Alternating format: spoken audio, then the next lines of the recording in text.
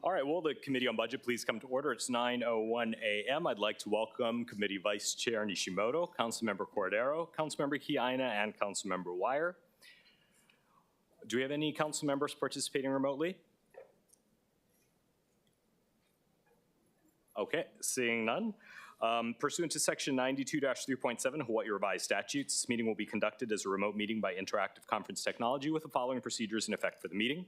Members of the public will be allowed to provide oral testimony on all items on the agenda in two ways, remotely and in person in the council chamber.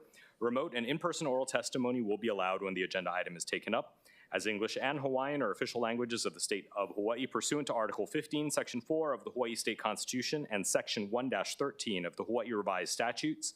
Members of the public may testify in either language. For oral testimonies offered in Olelo, Hawaii, additional time as may be necessary will be allowed for the testifier to provide an English translation of their testimony. Before testifying, each person shall state their name, and each speaker may not have anyone else read their statement and is limited to a 1-minute presentation on each item. All persons who have registered to testify remotely by video conference will be called upon first. When your name is called, please monitor your screen and activate your audio feed when prompted. I'll then give persons who have not registered an opportunity to offer testimony. Please utilize the raise hand feature in Zoom to be called upon. For those of us on the telephone only, please press *9 to indicate your desire to speak. I'll identify you by the last 3 digits of your phone number. When your number is called, please press *6 to unmute yourself when prompted. Some friendly reminders and tips: video conference from a quiet location if possible. If you're watching the proceedings on Olelo, please mute your television at the time at which you're called to testify, and when the timer on screen reaches 0, please conclude your remarks promptly. Once all testifiers remotely have testified, I'll proceed to in-person testimony in the council chamber. Persons who have not registered will be given an opportunity to speak following the oral testimonies of the registered speakers. HRS Section 92-3.7 requires all votes at remote meetings to be conducted by roll call unless unanimous. Therefore, I'll first call for objections, and if there are any, I'll call for a roll call vote. For those council members participating from outside of the council chamber, of which we have none, there are several more announcements, and we'll take them up if anyone comes here remotely. Written testimonies, including the testifier's address, email address, and phone number, will be available to the public as described in the posted agenda. And as a courtesy, please turn off all cell phones. I'd like to welcome to the council chamber Council Chair Waters. Members, we have a long agenda, and I'd like to work through it expeditiously. We do have 2 fairly large items up front: the presentation about Bill 46, and then the sewer fees. So those are 2 big weighty issues, and I'd like to spend no more than 1 hour on each of those items. The balance of the agenda is, I think we can get through fairly quickly. So as to not waste any more time, I'd like to call upon Andrew Kawano, Director of the Department of Budget and Fiscal Services, and Mohammed Bamani and Elisa Nikolaeva from Ernst & Young to give a presentation corresponding to agenda item number 1, Bill 46, 2024 CD2, the empty homes tax. Good morning, Budget Chair Dos Santos-Tam, City Council Chair Waters, Honorable Council Members, Andy Kawano, Director of Budget and Fiscal Services. We appreciate the opportunity to allow Ernst & Young to provide an overview of their first phase of the empty homes tax study under and as a part of Bill 4624. So thank you for the time today.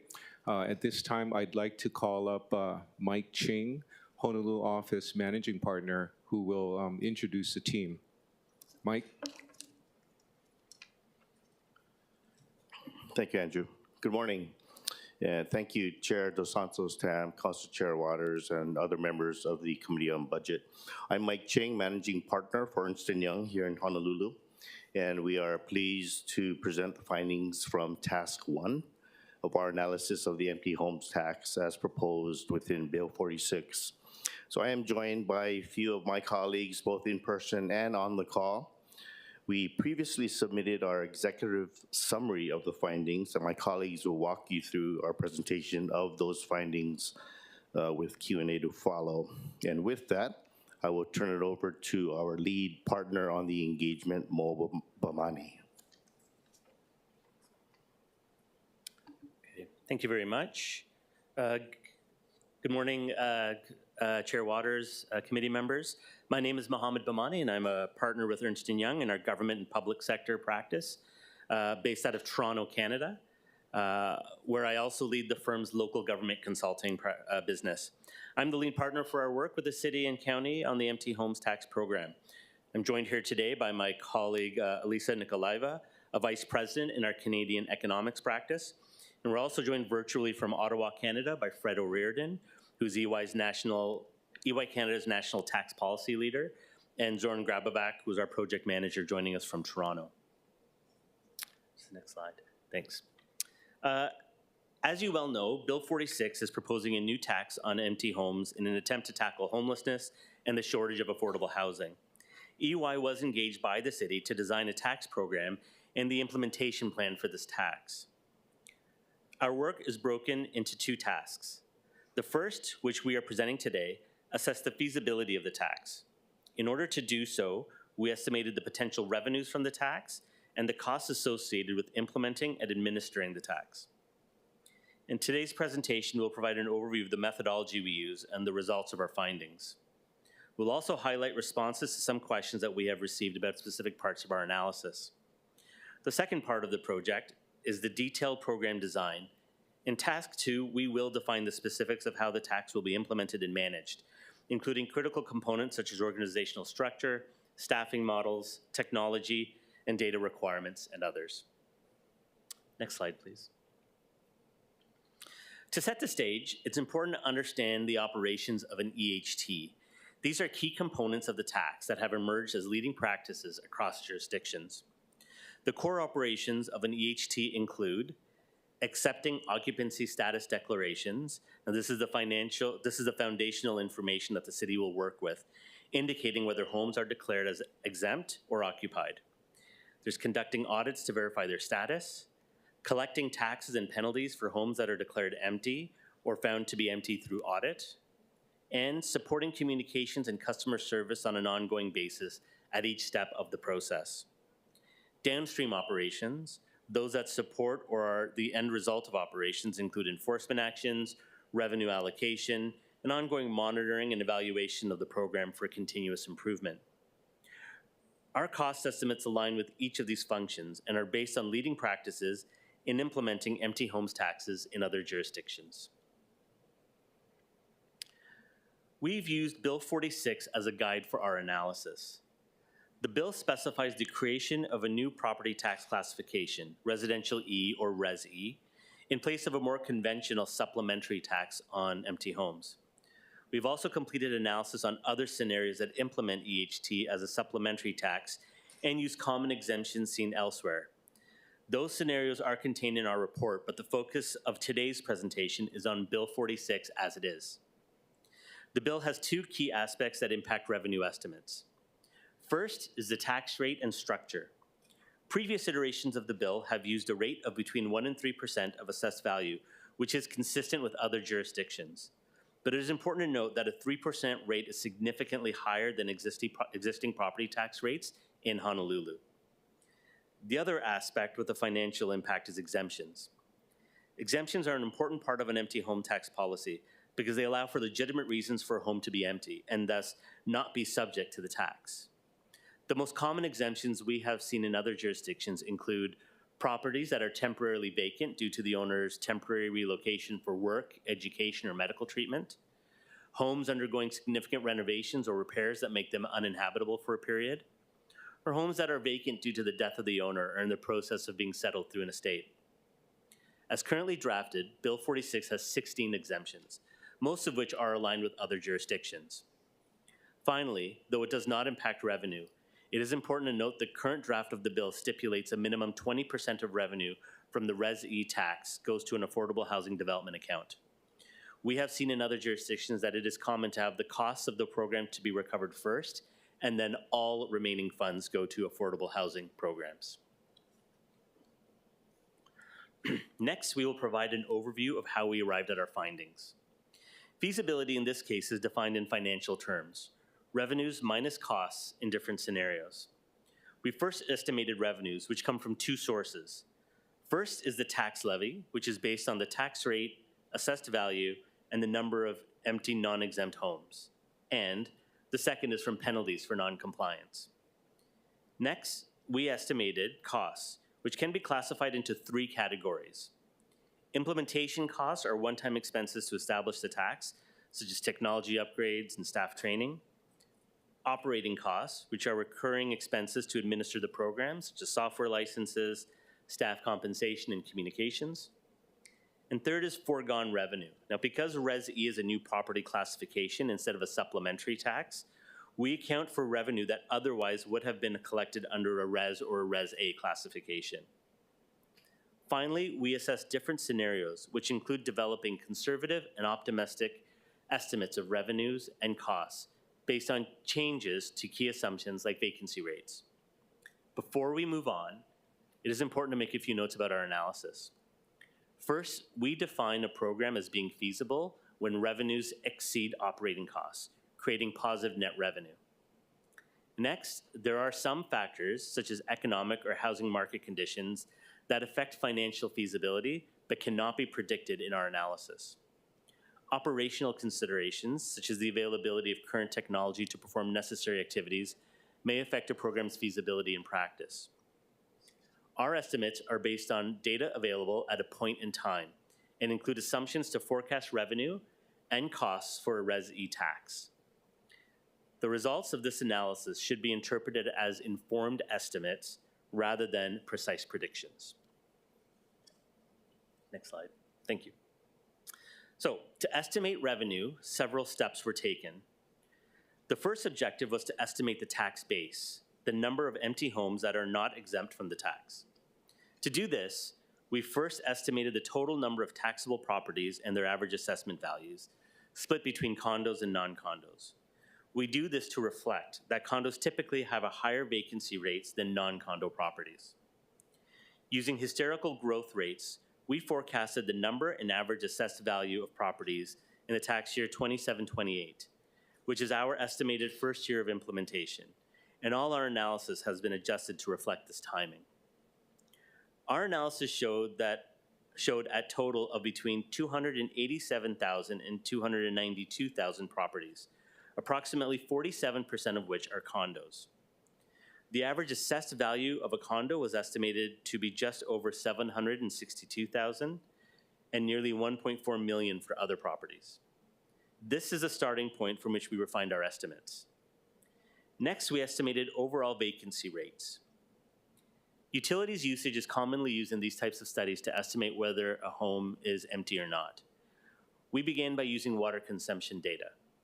This involved identifying the number of properties with water usage below certain thresholds. In this case, either 300 gallons per month in the conservative scenario or 1,000 gallons per month in the optimistic scenario.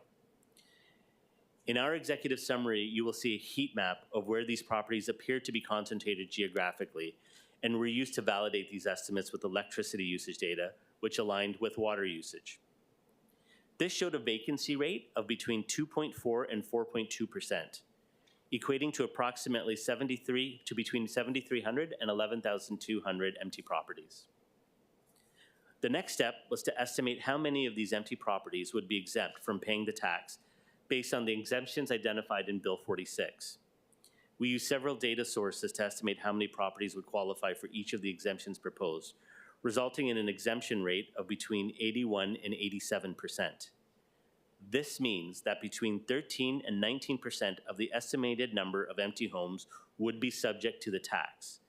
This equaled to between about 950 and 2,100 properties as the tax base. We would expect that this tax will likely result in some owners of these properties releasing their homes to the market, either for sale or rent, so that they are not empty and thus not subject to the tax. Of non-exempt properties, we estimated how many would return to the market on an annual basis. Now, we've called this the Annual Behavioral Response Rate, or ABRR.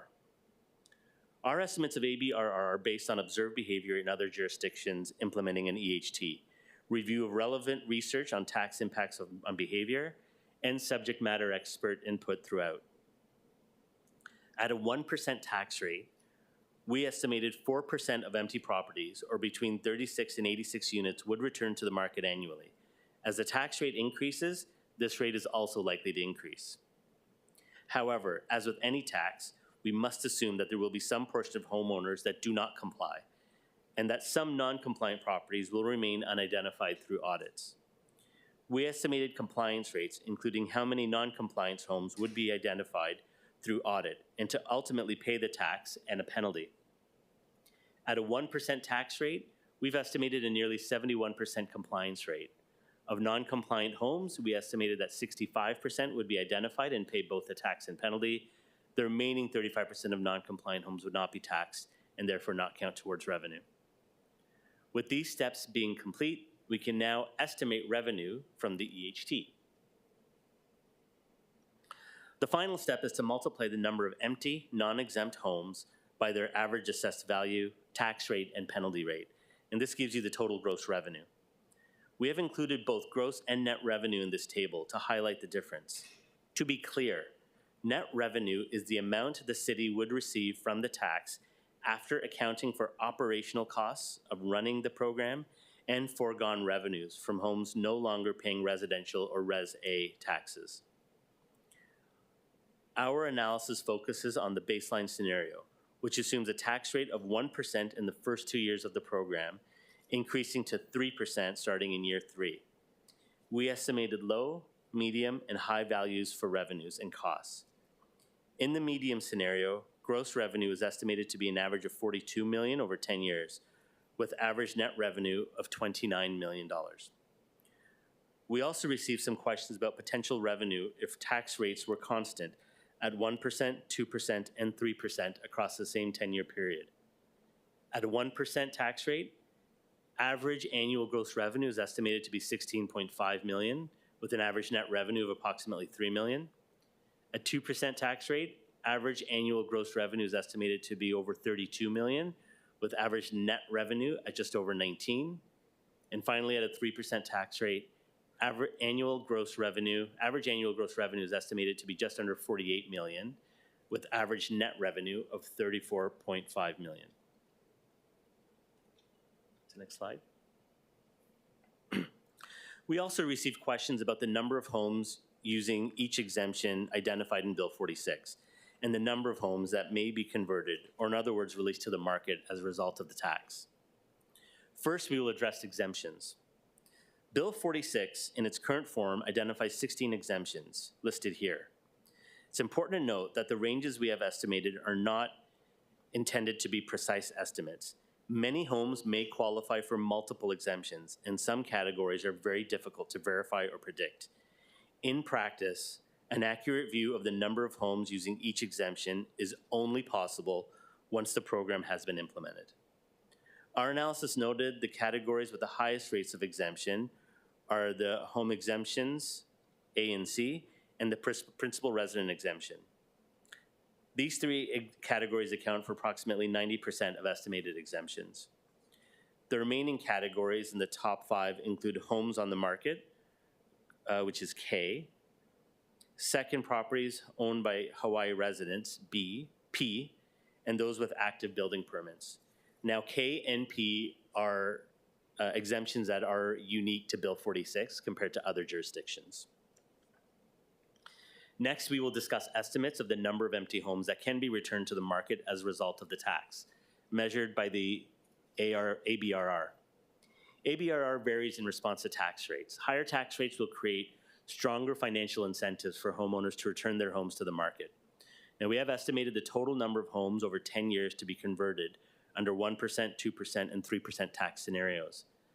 At a 1% tax rate, ABRR is expected to be 4%, resulting in 642 eligible empty homes returning to the market over 10 years. At 2%, the ABRR is expected to be 5.5%, resulting in 882 homes returning to the market. Finally, at 3%, the ABRR is expected to be 7%, resulting in 1,127 homes returning to the market. Next slide, please. Here we show the cost categories that we estimated for both one-time implementation and ongoing operational costs. Implementation costs are incurred once to establish the tax. These costs include the following categories. Administrative people costs, so this is for the project team to implement the tax, in this case, a data analyst and branch chief. It also includes training and onboarding of operational staff, like salaries and benefits, for approximately 3 months. Other administrative costs include office equipment and renovations, and these were taken from city budget staff based on recent projects. Technology is another one. Upgrade of the existing tax collection system is required for the EHT to function. Our associated estimate is from the external technology vendor that provides the existing RPAD software. And advertising. We've accounted for a modest budget for public education and advertising campaign. Legal and tax advice are required to inform the program design and associated policies. Finally, we apply a contingency of 10% to account for variations to estimated costs. This results in an implementation cost of around $2.3 million in the medium scenario, with approximately 40% of those costs, or $980,000, allocated to the project team and training and onboarding activities.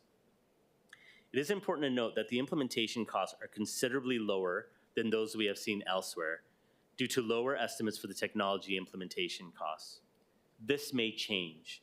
For example, if we find that some operations can be automated, this may result in lower operational costs but higher implementation costs. There may be other factors that impact cost categories. A review and refinement of implementation costs is planned for Task 2. Moving on to operational costs. These costs include the following categories. Administrative people costs, which are the annual operating costs, are largely driven by staffing, which is typical of EHT programs seen elsewhere. Staffing includes branch leadership and operations, which spans customer service, compliance, and appeals. Ongoing facility costs are included to account for necessary office and parking space for staff, and communication, specifically outgoing mail for notices, is included as a regular part of the program.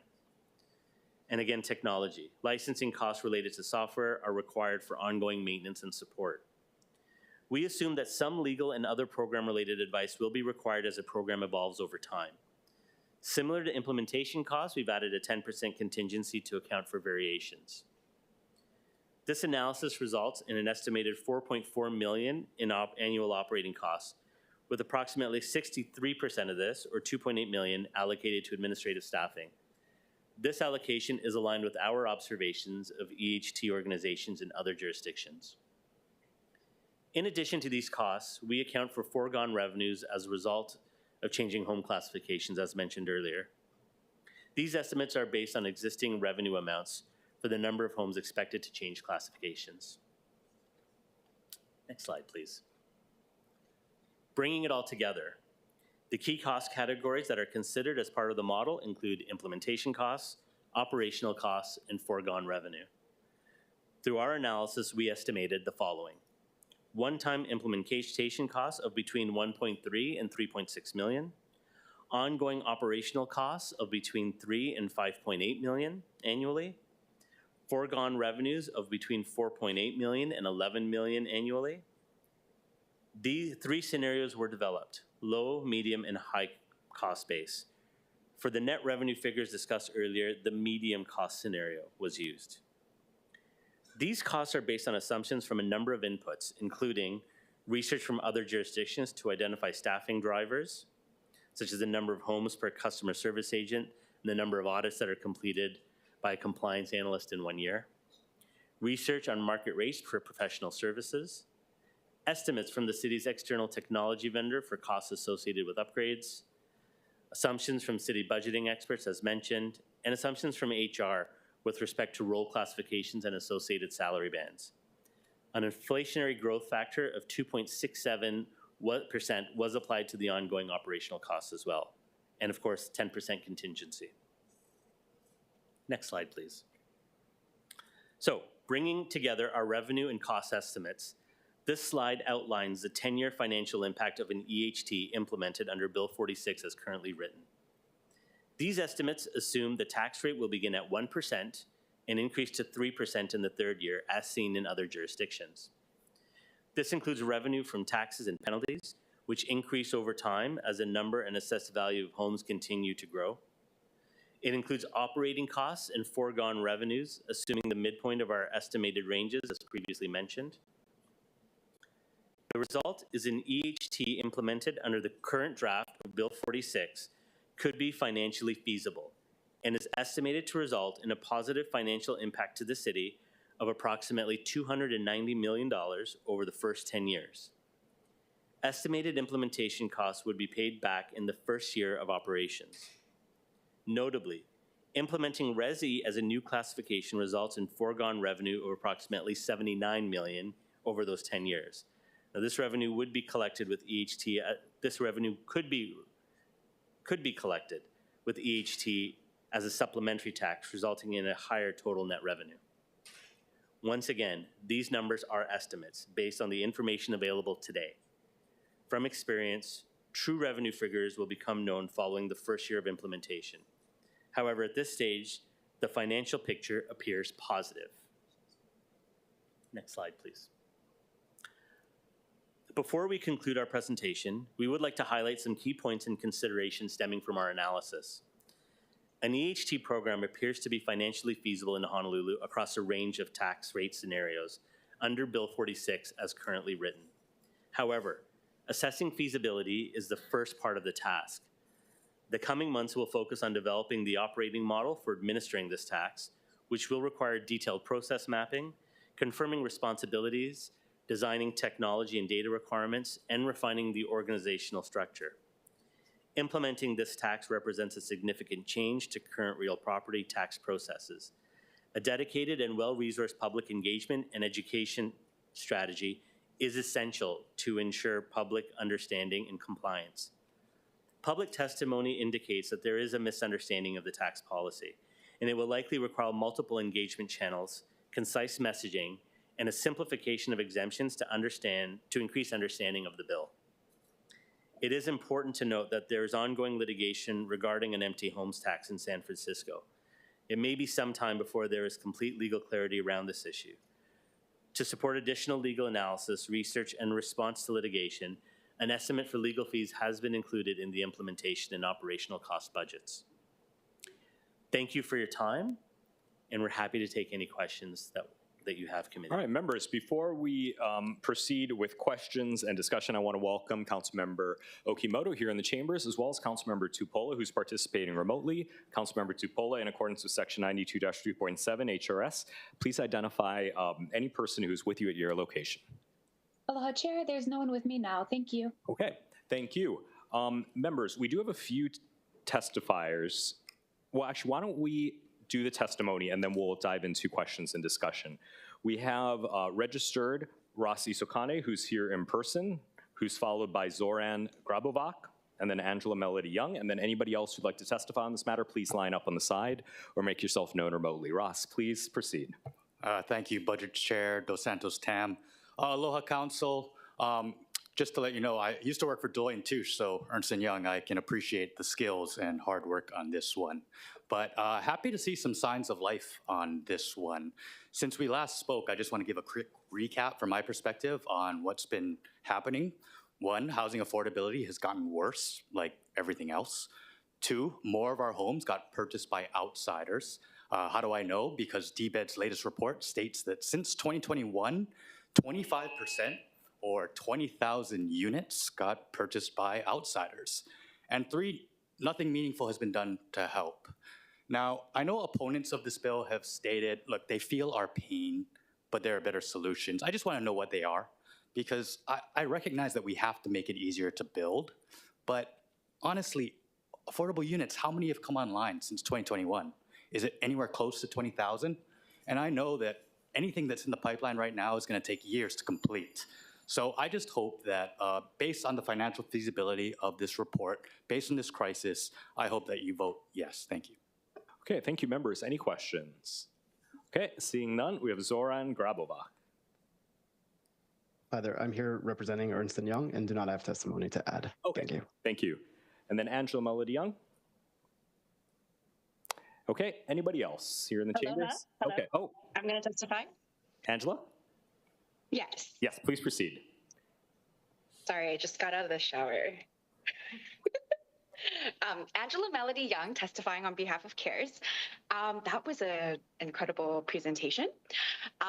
Although, to be very frank, the tapping into people's water consumption could be a little invasive. So I could suggest that perhaps doing work with real estate professionals, properties management people, to really assess the market trends within the industry prior to implementing such an ordinance would be a good idea. And also, for example, I think the goal is to not to scare people, but then to also work with the community, because the goal is not to make foreigners scared of coming to Hawaii, which is not a good look on Hawaii's brand, but it's to protect natural resources and to also protect local first buy-ins for the real estate market. And so I think this could be a really good ordinance if there was more work with the real estate market industry, with properties management professionals. Thank you. Members, any questions? Okay, seeing none, we have Tyler Masterson. Testing. There we go. Good morning, Chair and members of the Budget Committee. My name is Tyler Masterson, and I currently live in Waialua Town here on Oahu. I'm the founder and CEO of a company called TrueRoll. Our services aren't directly related to Bill 46. However, our work is relevant as Honolulu considers policies that seek to optimize addressing housing availability and property tax revenue. TrueRoll helps counties modernize their homestead administration for fair and efficient taxation by helping them administer homestead exemption processes from approval through removal using software combined with data like driver's license, voter registrations, rental records, vacancies, and even water utility information. And this helps counties protect revenue and better serve their citizens. We work with over 140 government offices across the country, including some of the largest counties in the country like Cook, Harris, and Dallas County, and even small counties here in Hawaii with Kauai County. Jurisdictions use our technology to identify citizens that meet the eligibility requirements to receive homestead benefits but are not enrolled in those benefits, and identify ineligible homesteads for removal due to vacancy, second homes, rental usage, etc., returning millions to the county's tax roll. Accurate real-time occupancy data is critical to these efforts, and that's what we provide. Thank you for the opportunity to introduce my company and our solutions today. I look forward to supporting Honolulu's vision for a stronger, fair, and efficient property tax system. Thank you. All right, members, any questions? Chair Waters. Thank you so much. Appreciate your testimony today. I'm just curious, how do you determine that what's empty and what's not? What's eligible and what is not, or what is empty? Well, what's eligible and what's not? So we have more than 1,000 what we call reference data sets that send signals for property use and homestead eligibility. Things like postal service, mailing address forwards, vacancies at the property as recorded by the postal carrier, voter registrations that aren't at the situs property, driver's licenses not at the situs property, second homes owned by the individual nationwide, utility information, credit headers, you name it. We put all the signals together to tell a story and a probabilistic one to identify eligibility. So the folks who Ernst & Young suggest that implementation is going to cost between $2.5 million and $5 million. Can you do it for cheaper? I can't comment on that, sir. Okay, thank you. Appreciate your testimony today. Their work was thorough. Thank you. Thank you. Members, any other questions? Floor Leader Cordero. Hi, thank you.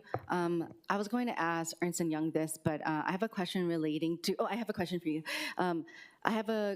So I was going to ask Ernst & Young this, but since you do manage software, I was going to ask Ernst & Young, and now you, whether or not we are able to use software that can help upgrade our antiquated softwares beyond empty homes taxes and just other real property tax rates, because our department has for more than a decade been saying that they can't accommodate increasing or expansion of real property tax because of their software. And so I was just wondering if softwares are just for particular real property classifications, or can it be expansive? I'll hold the scope of my response to what our company does, but we help administer taxation policy like eligibility for homestead administration and policies like Bill 486 you're talking about today. In general, technology is certainly a component of any solution for modernizing a real property tax office. Thank you. Thank you. Okay, any other questions? Okay, seeing none, thank you very much. We have, I understand there's two more folks here in the chamber, and if there's anybody else here in the chamber, please line up, and then we'll go to folks remotely. All right, please proceed. Good morning. Thank you for the opportunity to testify. If the bill and the administration of the bill define a unit that is actually occupied and define it as vacant, it would be a false in a public act under state of Hawaii law and also under federal law. So I think we can avoid a lawsuit having a more careful identification that a home can be occupied instead of being vacant. If you use the home exemption as a criteria to identifying a vacant home, you may do a mistake because there could be unit without the home exemption occupied by a family. If you use the water consumption, that might apply okay for a house, but not for an apartment because not even accounted for it. So I hope that aside from the law, many of you are lawyers, you will embrace the concept of justice. So don't have the computer to classify an apartment as occupied, as unoccupied when actually is occupied. And I could give you the example, but I will write it to you. All right, and thank you. If you could state your name for the record. Your name. Luciano Minerbi, and I am a resident of Moiliili. I am a former commissioner for housing and community development in the city and county of Honolulu. And if you see housing problem, it was not my fault. Mahalo. Thank you. Mil grazie. All right, Natalie. Thank you, Chair. Council members, Natalie Wassa for the record. As you know, I oppose this. The stated purposes as laid out in the report are, first of all, to incentivize people to rent or sell, but this is via a punitive tax that is almost 3 times the regular residential rate. Why not use a carrot? Why not give them a credit in their real property taxes if they convert their home? The second stated purpose is to enhance housing availability, but if a renter wants to purchase a home that is vacant, they have to pay that vacant homes tax for part of a year up to maybe more than a year and a half. This third stated purpose is to produce income. Now, I've heard a couple of you say it's not about income. This is one of the stated purposes. Number 4, eliminate the need for expensive construction. Well, that just isn't going to happen with only 1,000 to 2,000 vacant units. Was a survey done? The folks had access to city data. Why wasn't a survey done? Was any consideration given to people who are not informed? They should be, but not, and therefore missed the deadline for filing. How is this going to impact the owners who actually live in their homes but don't have a homeowner exemption? You know, their spouse dies. How is it going to impact renters? I didn't see anything in there about that.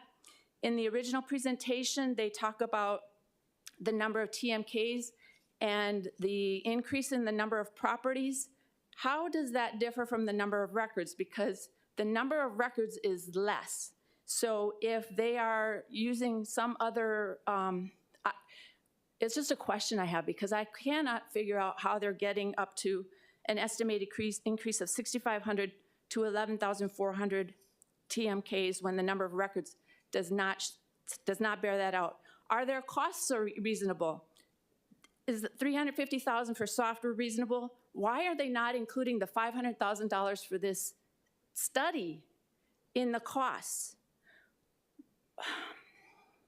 PR costs at only $12,000 at a maximum per year, I think is way too low. And with respect to the average home assessed value, 1.4 million, that doesn't make sense because the median is now 1.2 million. Residential E class label is not transparent. You should be using vacant homes classification, so when people see that bill, they can tell right away what's going on. Bottom line, you folks are saying, we don't like the way you legally use your property, and therefore we are gonna tax you. This is fundamentally wrong. It's a bad bill, and I do not support it. But thank you so much for the presentation by Ernst & Young. Okay, thank you. Members, any questions? Chair, could I ask her a quick question? Okay, we'll go to Chair Waters and then Councilmember Supola. Hi, good morning. I'm just curious, are you okay with outside investors coming here, parking their money here, and leaving their homes vacant? Am I okay with that? I understand that it drives up homes, home values. I would say that that is definitely a concern, and if that's what you really want to get at, you need to go to the state level and look at the cost of, what do you call it? I've never purchased a property. I don't even know what these terms are. The conveyance tax, maybe something along those lines. Trying to target that segment with a property tax doesn't work, because a property tax is based on the property, not the location of the owner, not the type of owner. But wouldn't the conveyance tax affect every single transaction that occurs? So you would be affecting local people as well as the absentee investor? You know, potentially, like I said, I've never gone through the process. I don't know all of those details. I'm just suggesting that I think it's a better mechanism is probably available at the state than trying to do it through the county property tax. Okay, I mean, because would you agree with me that most people believe that there are too many absentee investors who come to Hawaii because we have a low property tax rate and invest here with the idea that they could sell the property down the line and make a huge profit? Okay, so I agree. Many people think that there are too many vacant homes. I think part of that has been driven by the media and reports that have come out stating that vacant homes are like around 30,000. With respect to this report, it's nowhere near that. What was the other part of your question? Oh, that's okay. That's okay. Thank you. Appreciate your testimony. You're welcome. Okay. Thank you. Councilmember Tupola. Thank you so much. Aloha, Ms. Iwasa. Thank you for being active in this process. I know that you were there last year when we discussed it as well. My quick question to you regarding what you stated about incentivizing versus penalizing. As far as you know, just because I read through a lot of the lawsuits that are happening in San Francisco, and a lot of it has to do with the inability or the unconstitutionality of forcing people to do things with their property, meaning forcing people to take in tenants or whatnot, and basically, as it's their property, they have the right to decide. Do you think that if we went with an incentive, right, as opposed to a punishment, that we would probably find our way around possibly some of those lawsuits? I'm not an attorney, but I think that would definitely be something that the courts would find favorable. I mean, what would they have against that? I can't see a downside to that other than, yeah, it would cost some lost revenues. For example, if you did a real property tax credit, but I don't think the courts would view that negatively, nor do I think that property owners would view that negatively. Yeah, I'd be interested to see like a version of what an incentive would look like versus. And I thought that you had a good point on that, and many of your points are well received today. Thank you, Chair. You're welcome. Okay, members, any other questions? I do have one last question. Every time something controversial comes up, it often gets labeled from the outset as unconstitutional.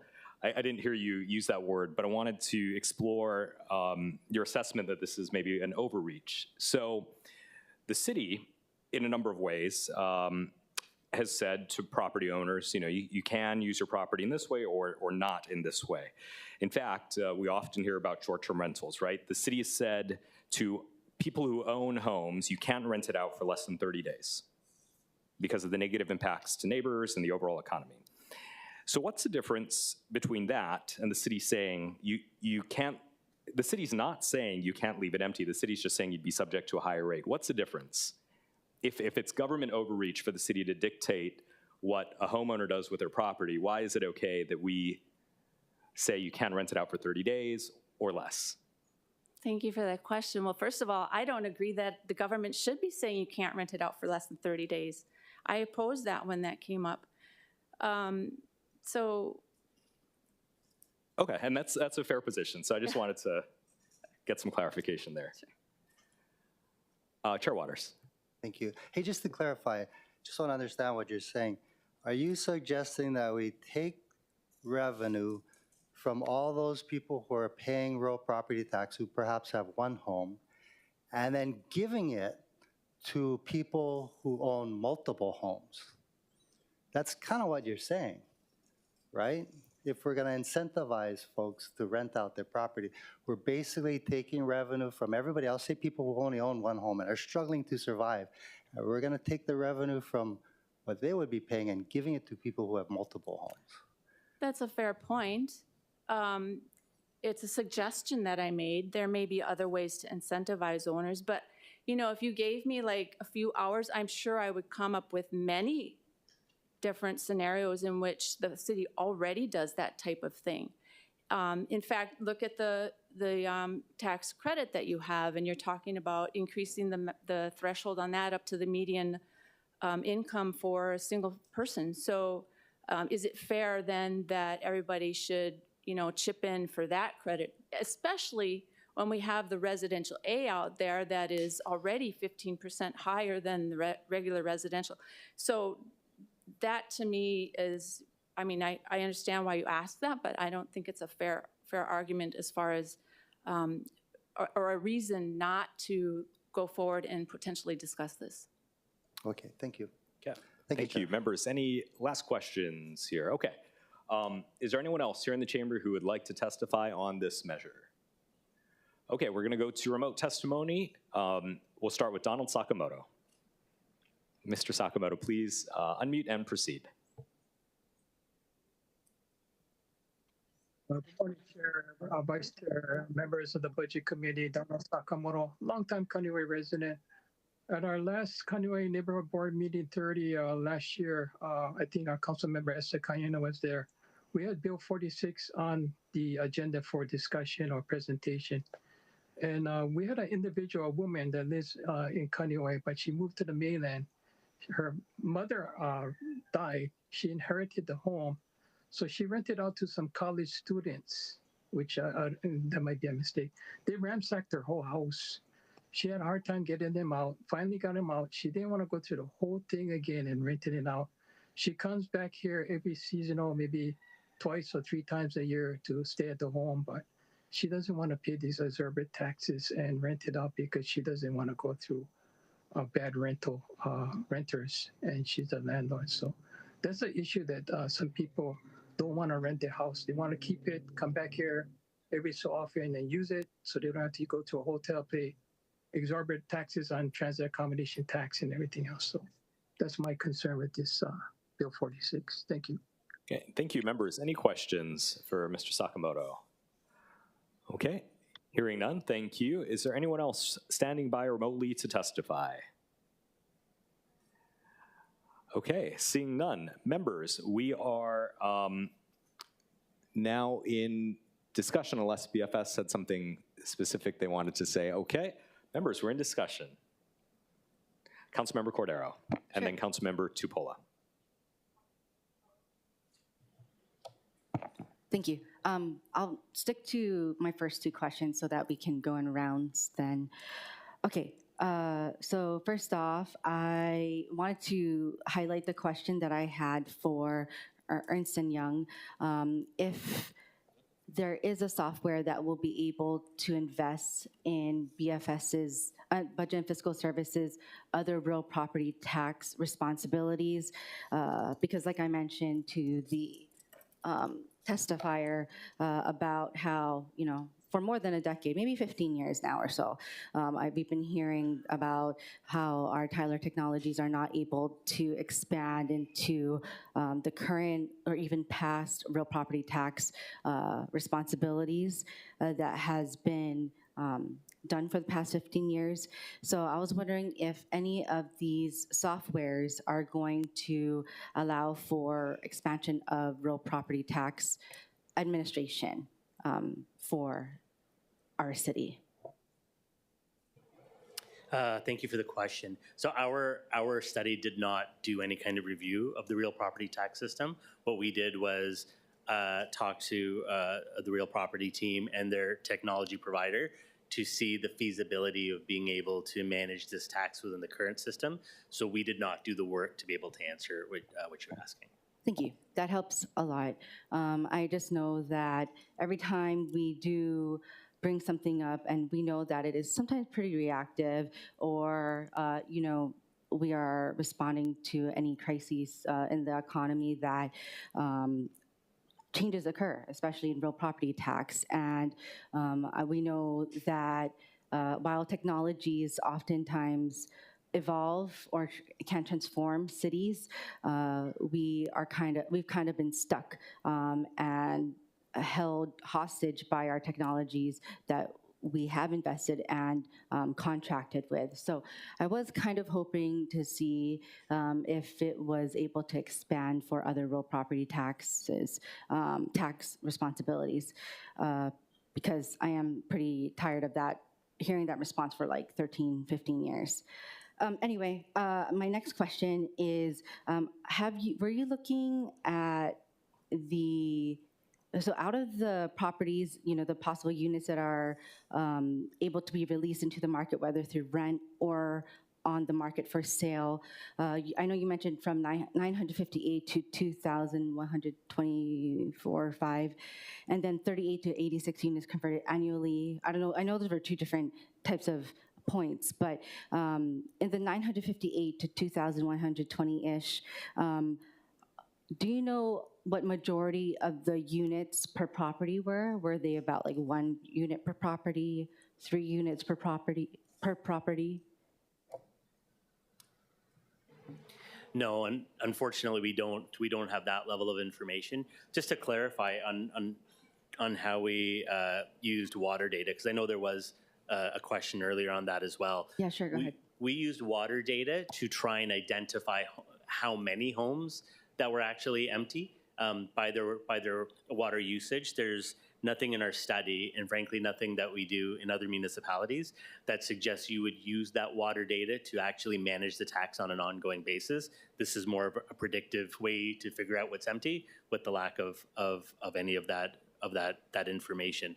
So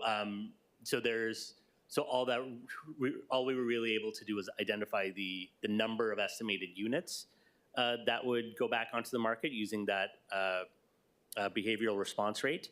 The types of units or the sizes or anything like that, our information doesn't allow us to go to that level of detail. Thank you. Well, yeah, I'll limit myself to 2 questions so we can go around. Okay, thank you. Thank you. All right, Councilmember Tupola. Thank you, Chair. Aloha, thank you for being with us and thank you for your presentation. I had my first question. I'll do it the same as Councilmember Cordero. I'll just ask 2 and then I'll come back around. First question was in regards to penalties. So you listed it down that would be a possible or a potential place of revenue. And then I do think you put about 1.2 million in your operating costs for compliance. I'm guessing maybe the compliance is related to the penalties. I do know that we also have a large amount, like in the millions, from another department in the city that has penalties, right? So we have a planning and permitting department where they fine people if they're not following rules, and then we try to collect. And it's been pretty hard because that department does not have an enforcement agency or arm, and of course, trying to take people to court. So I guess, what did you guys find in your other studies about how you would actually get people to comply? Is that like a human person going there and talking to them? Is it like legal paperwork? And then how successful has that been to get people to comply through either of the two of those means? Thank you. Thank you for your question. So let me start with what is compliance. The way it has been defined in other jurisdictions. So typically, the question is asked: is your home vacant or not? And if you say it is vacant, then you are assessed a tax. If you say it's vacant, but I should be eligible for an exemption, the expectation is that you provide proof of that exemption. So if you're in the middle of getting it renovated, for example, you will have proof, you'll have permits and things like that to show it's empty because it's being renovated.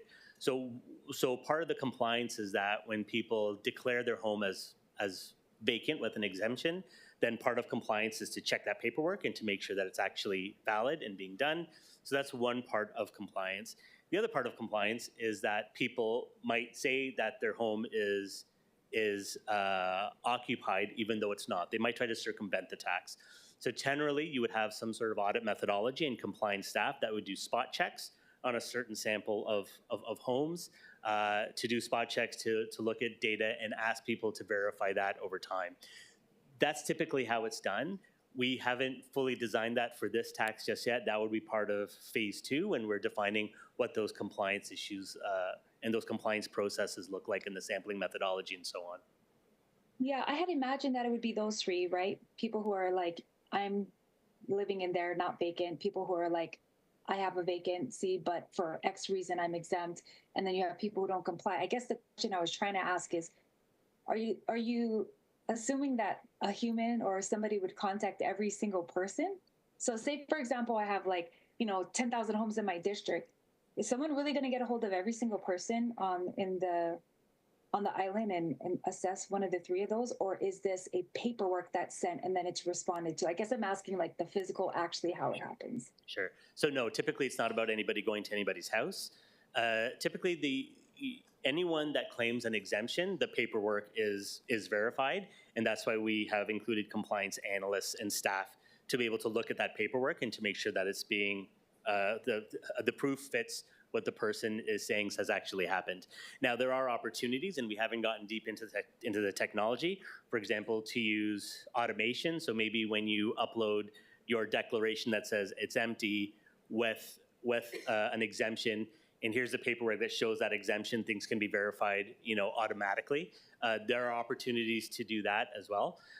When it comes to all the homes and people say that I'm living in the home, the intention is to not do 100% of audits of everybody on the island to make sure that they are living in their homes. There would be a sampling methodology where there would be spot checks to be able to do that.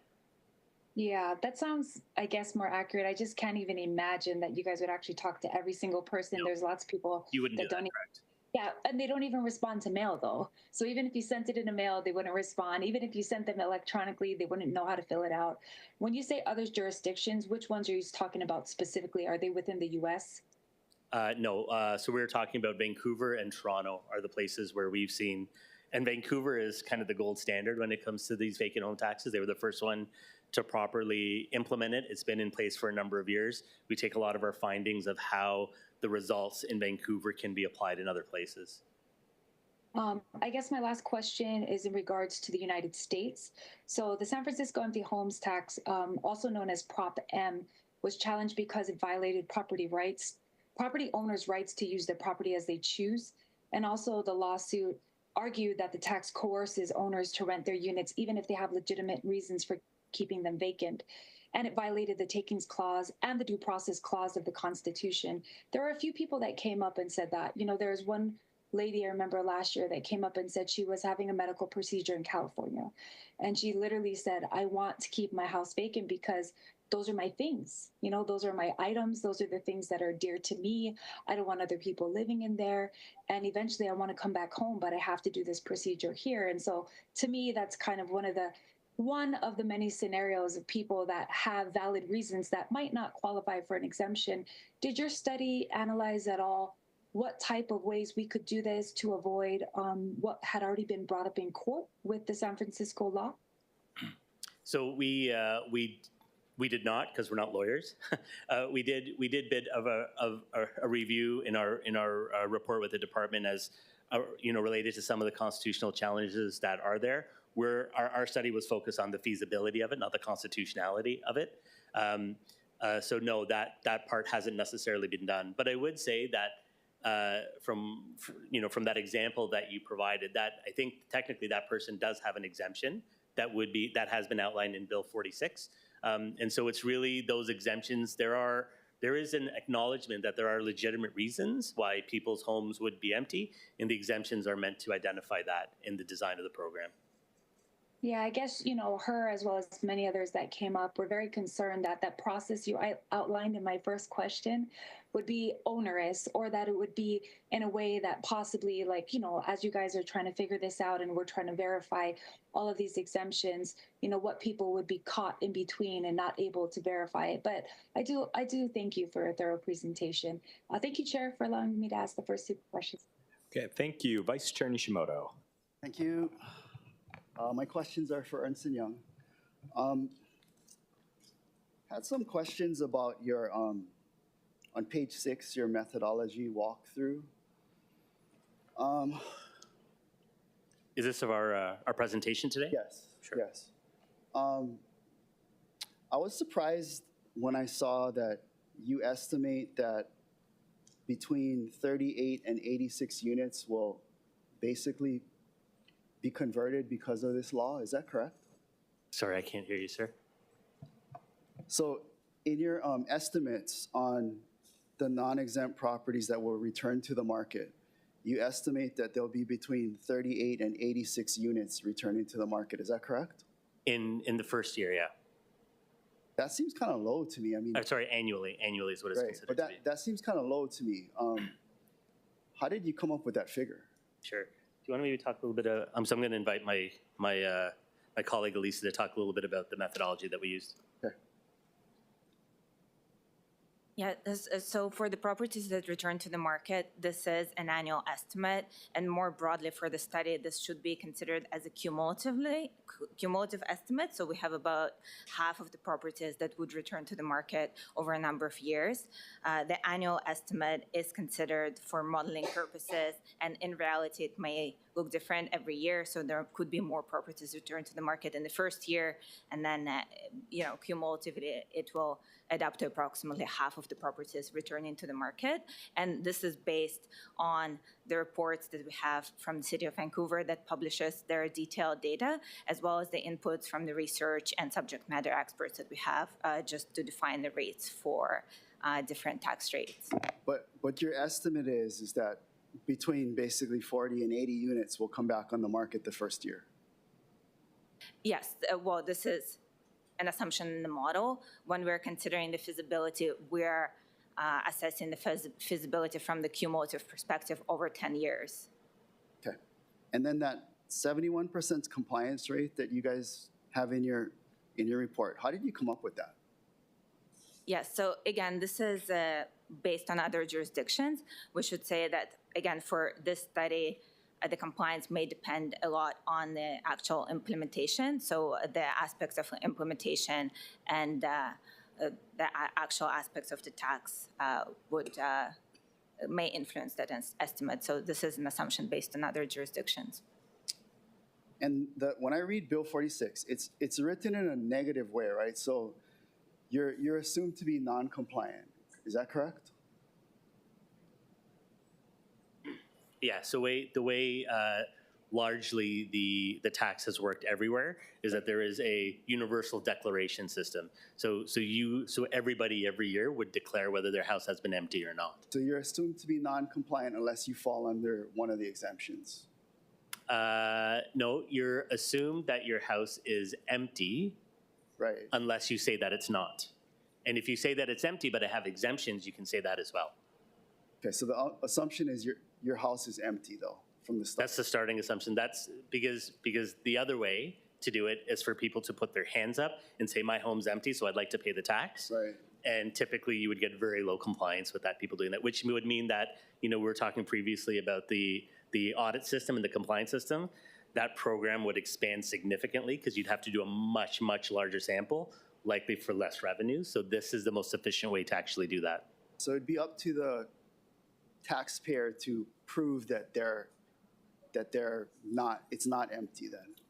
Well, they just need to say that it's not empty.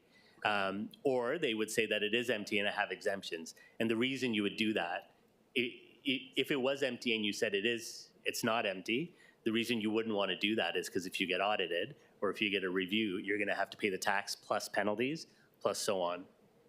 Okay.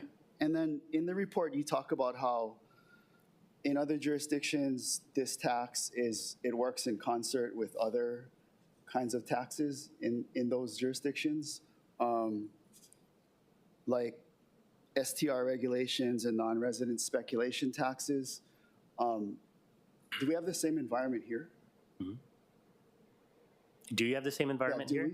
I can't talk about the other tax programs that you have going here. We didn't necessarily look at that. But I will say what happens in other jurisdictions is typically you have a property tax rate that everybody pays, that then if your home is empty, you would pay a supplementary tax on top of your tax rate, right? And there could be other taxes that are there as well, such as a foreign speculation tax. That would be another tax that you would pay on top of that as well. So there's all these different individual pieces that could be charged, right, based on the situation. Okay, thank you. No problem. Thank you. Councilmember Kiaina and then Chair Waters. Thank you, Chair. I'm just going to ask just big picture and process questions first.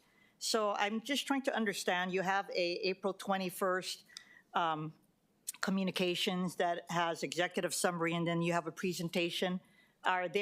Is this an updated version, or are these two separate documents? No, the presentation is just a reflection of the executive summary that you were provided on the 21st. Okay. Do you have a draft report? Because to me, this is not a report. This is a PowerPoint of a summary. Yeah. Are you going to have a report, a draft report?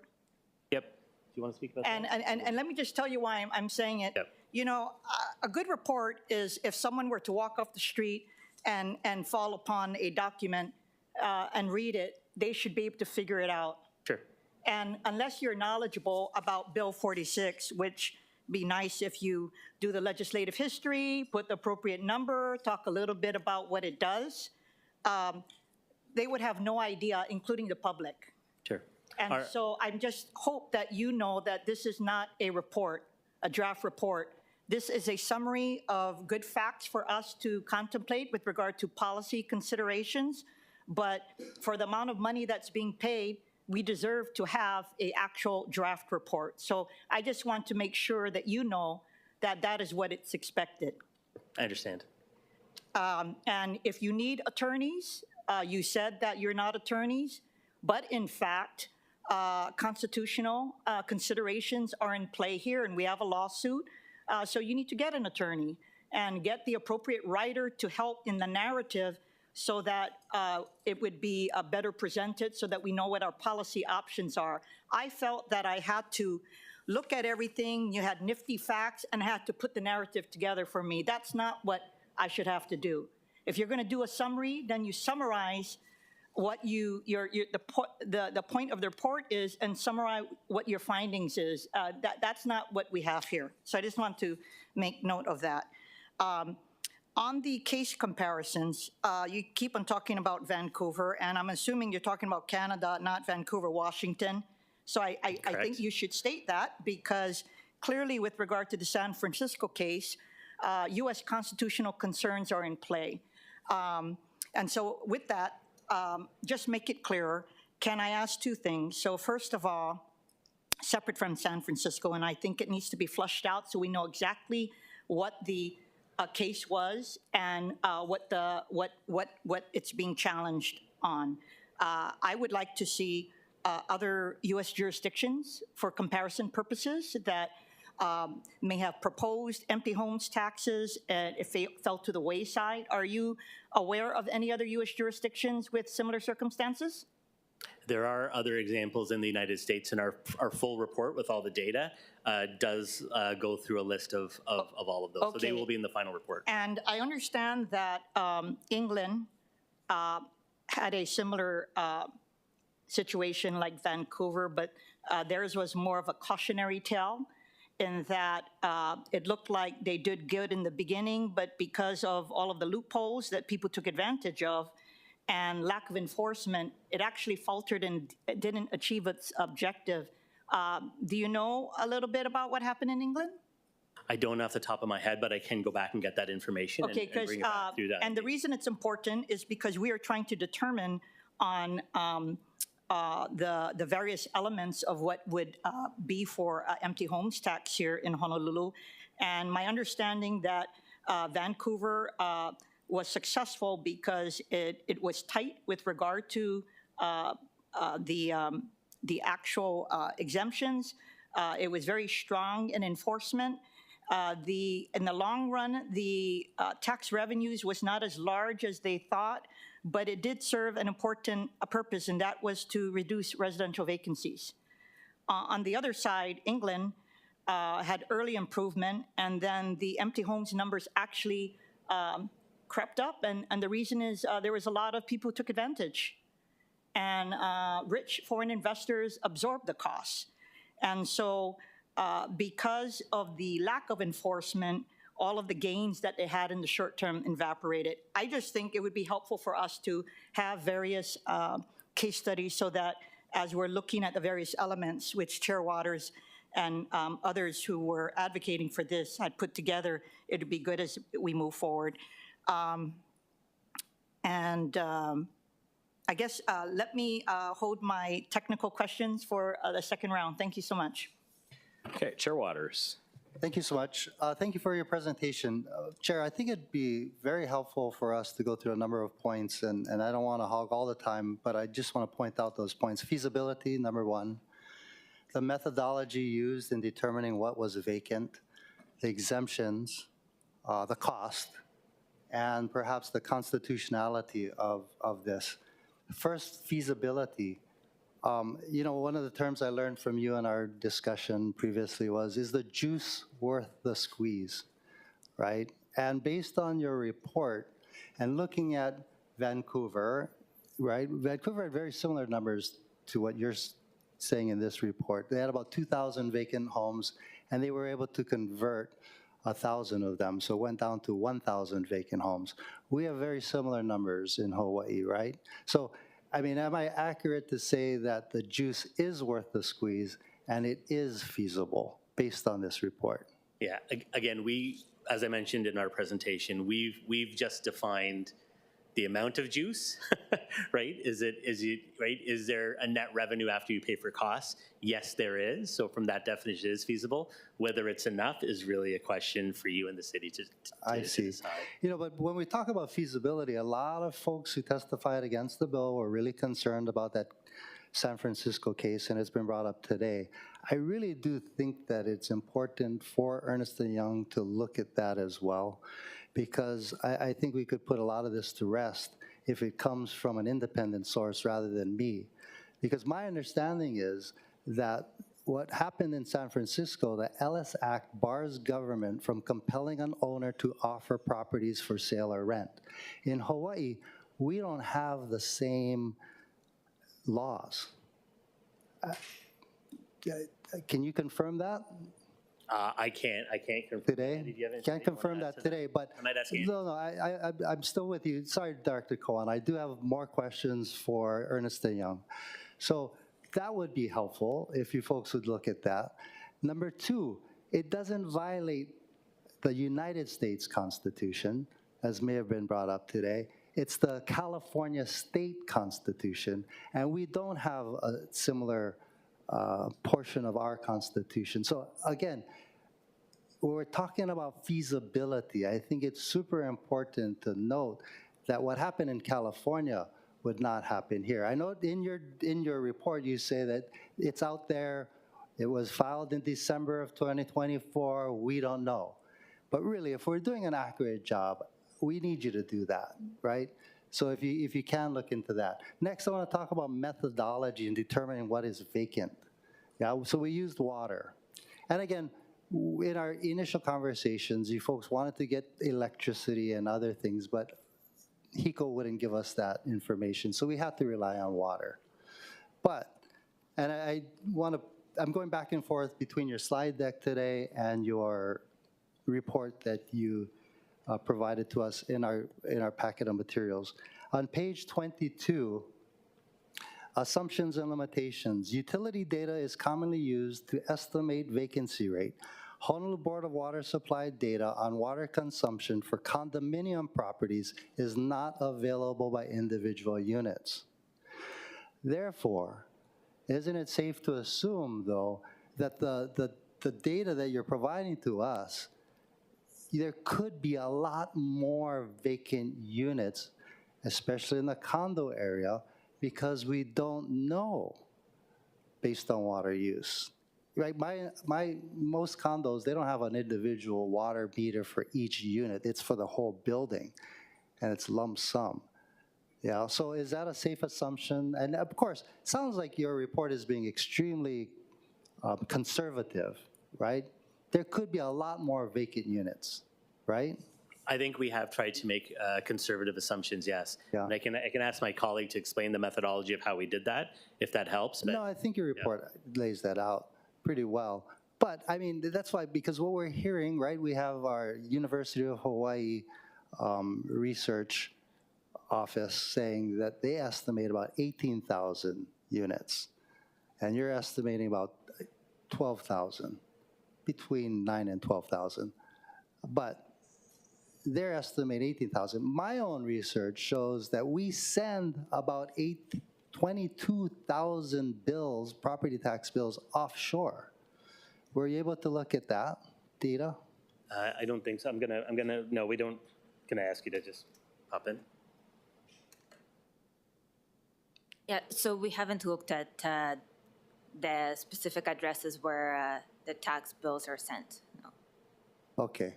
I mean, that might be helpful, going back to the drawing board.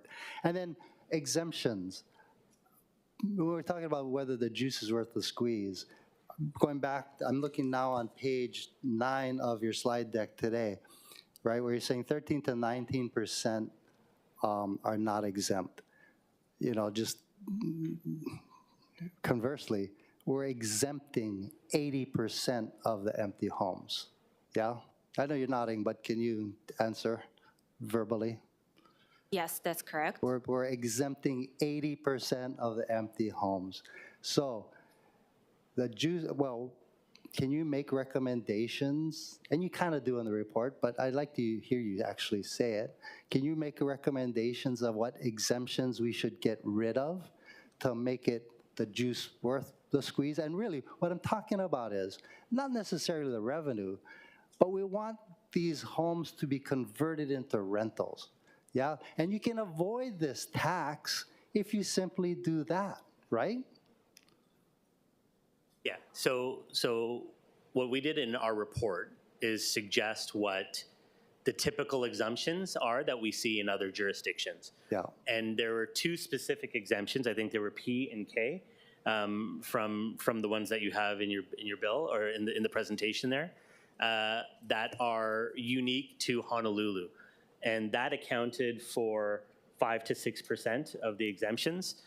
So you would be able to increase, theoretically, the number of homes that are expected to pay that tax if you remove those and or expected to convert to a rental.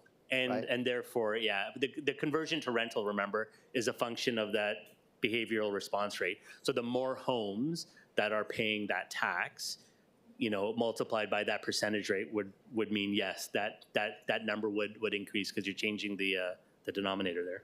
No, I like that term, behavioral response rate. I mean, and that's part of what the bill is designed to do, right? And we use property taxes as a tool to affect behavioral response rate. We don't necessarily want to tax you. We just want you to convert your home to a rental or sell it, to a local family. Yeah. Chair, I do have more questions, but I'll yield at this point. Thank you. Thank you. Councilmember Wire. Thank you, Chair, and Mahalo for the presentation. I think the main question I had, and I know we had the discussion about the number of units that would be converted. Is there any data looking at the production side and any shifts that would occur with the reduction in maybe higher end or luxury or products that are typically going to be vacant? Sorry, did you say production side? Yeah. So i.e. more homes being built? Not more homes being built, but when we look at the types of projects that go up, right, we have limited number of workers, right? Limited number of construction workers, limited number of capacity at DPP to approve permits, all of the inputs that go into building housing. We know that, you know, if you're building, say, at 140% AMI and above, that's going to, I would assume, result in fewer units at other levels, right? And so I guess what my question is assuming that folks that are doing vacant homes or doing investments, right, they're either having vacation homes or they're land banking. I guess my question was, because I know some of the testimony on Bill 46, for example, was from Japan, investors concerned about how it could affect the market. And that was the conversation, at least in Tokyo, about empty homes tax. So I'm just curious if there's any data on that, like what the shift in the market would be on the production side, if any. Yeah. So no, that wasn't part of our study. But I would say that it is very difficult to attribute one type of policy like this to overall outcomes. Because, for example, if we look at the housing market, that is impacted by many other economic conditions as well. So that direct attribution is difficult. They all kind of work together. This is just one tool in the toolbox that you're actually using. So I appreciate that. And I only ask because from what some folks say, the attractiveness of land banking in Hawaii is because of our low property tax rate. So if you're going to do a $10 million home, it's cheaper to do it here than, say, California, or at least a jurisdiction that has a higher rate, right? Because your tax bill would be more. Yeah, most of the other jurisdictions do have a much higher tax rate than you do. Yeah. And then I had two questions for BFS. I think Director stepped out. Director just stepped out. So maybe we can do BFS on the second round? Yeah, that'd be perfect. Okay. Thank you. Thank you, Chair. Okay, members, I have one question for Ernst & Young, and then we'll dive into a quick second round. Thanks for your presentation. So I understand that in your analysis, you were focused, for the sake of estimation, on homes that were not using water, and that came out to somewhere between 4,700 and 6,800 homes, roughly. Then we looked at the exemption list, and Exemption D is specifically for homes that would be converted to long-term rentals. That's what that exemption was, and it was between 1,200 and 1,700, roughly. So those are properties that are not currently using water, but you estimate that they would become principal residences of renters. So were those properties considered in the conversion number as well, or did you feel that those would be rented out anyway at some point in the next few years and thus shouldn't count towards the conversion? Yeah, I'm gonna ask Elisa to respond to that. Yes, so for Exemption D, the way we're considering it in the model is that those would be properties that could be exempt because they currently have existing leases over a year or just collectively over 6 months. In terms of conversion rates, we've considered that, well, the conversion rates of up to 1,000 units would come from all exemptions uniformly. So we aren't attributing any specific converted properties to a specific exemption. But if they're not using water now, but are subject to a lease, that really means nobody's living in there per se. And so based on this number, it seems that there would be potentially an additional 1,200 to 1,700 homes where we would finally get somebody living in them? Or would they just continue to be empty but have a lease that people claim somebody's living there, but nobody's actually living there? Yes, so we have not considered that specifically, but it could be a possibility. Okay, thank you. All right, members, second round of questions for Ernst & Young or BFS. I'm going to start from the right to the left. From my perspective, Vice Chair Nishimoto, second round, nothing. Councilmember Okimoto. Thank you, Chair. Good morning. I had a question for Ernst & Young, if that's okay. And it was along the lines of what Chair Waters mentioned with feasibility, because you mentioned in the beginning of your presentation that this will remain feasible until as long as the revenue exceeds the operating costs. And I think your presentation had, I think Councilmember Committee Vice Chair Nishimoto mentioned the 38 to 86 per year return. Civil Beat had a different number at 640 to 2,000 properties by the end of the 10 years. I have to go double check those numbers, they don't add up. But if the goal is to have these homes eventually be not vacant, either they're occupied or they're sold back to locals, at what point does this program not remain feasible? I know that the estimates that you gave were for the first year. Yeah. So if the goal again is to not have vacant homes, and we're estimating it was a small percentage, you gave the middle ground, which is the 13 to 19%. You said conservative, but from what I heard, it's the middle ground that's not exempt, that can qualify for this, and then you're estimating so many will be returned. That will eventually affect how much income we're getting into the program. At what point is this program not feasible? Yeah. So our feasibility definition was based on financial feasibility, right? And so yes, as long as it's resulting in a positive income, right, to the city and county, then it's feasible. From a policy feasibility perspective, again, there are homes being returned. Whether that's enough is, like I said, it's a policy question for council. And theoretically, it is meant to be influencing behavior. So there is a point at which that it will become, financially it is not feasible, theoretically, because people are putting their homes back on the market. There's not really a way to tell what that is. As we said, it's a behavioral response rate. We can use previous examples and some assumptions to guess what people's behavior is, and that's what our behavioral response rate is. You won't really know what that is until the tax is in place. Okay. But at some point, if the program works, it's meant to cease, yeah. It would cease to exist if it's run properly and the behaviors change. The point at which you are, from a financial perspective, the point at which you are not collecting as much revenue as it costs to operate the program, then yes. Okay, thank you. Second question, I heard you mentioned, I think it was on the last page, the importance of getting public communication and education and engagement out. I appreciate that. You did mention that based on the public testimonies that you read that were submitted, there is misunderstandings of the bill and how the tax works. Could you share what the biggest misunderstandings are within the testimonies that are being submitted and that from what you've been hearing in response to the bill? So off the top of my head, even the ones that I heard today, there's a lot of discussion about the use of water data as an example.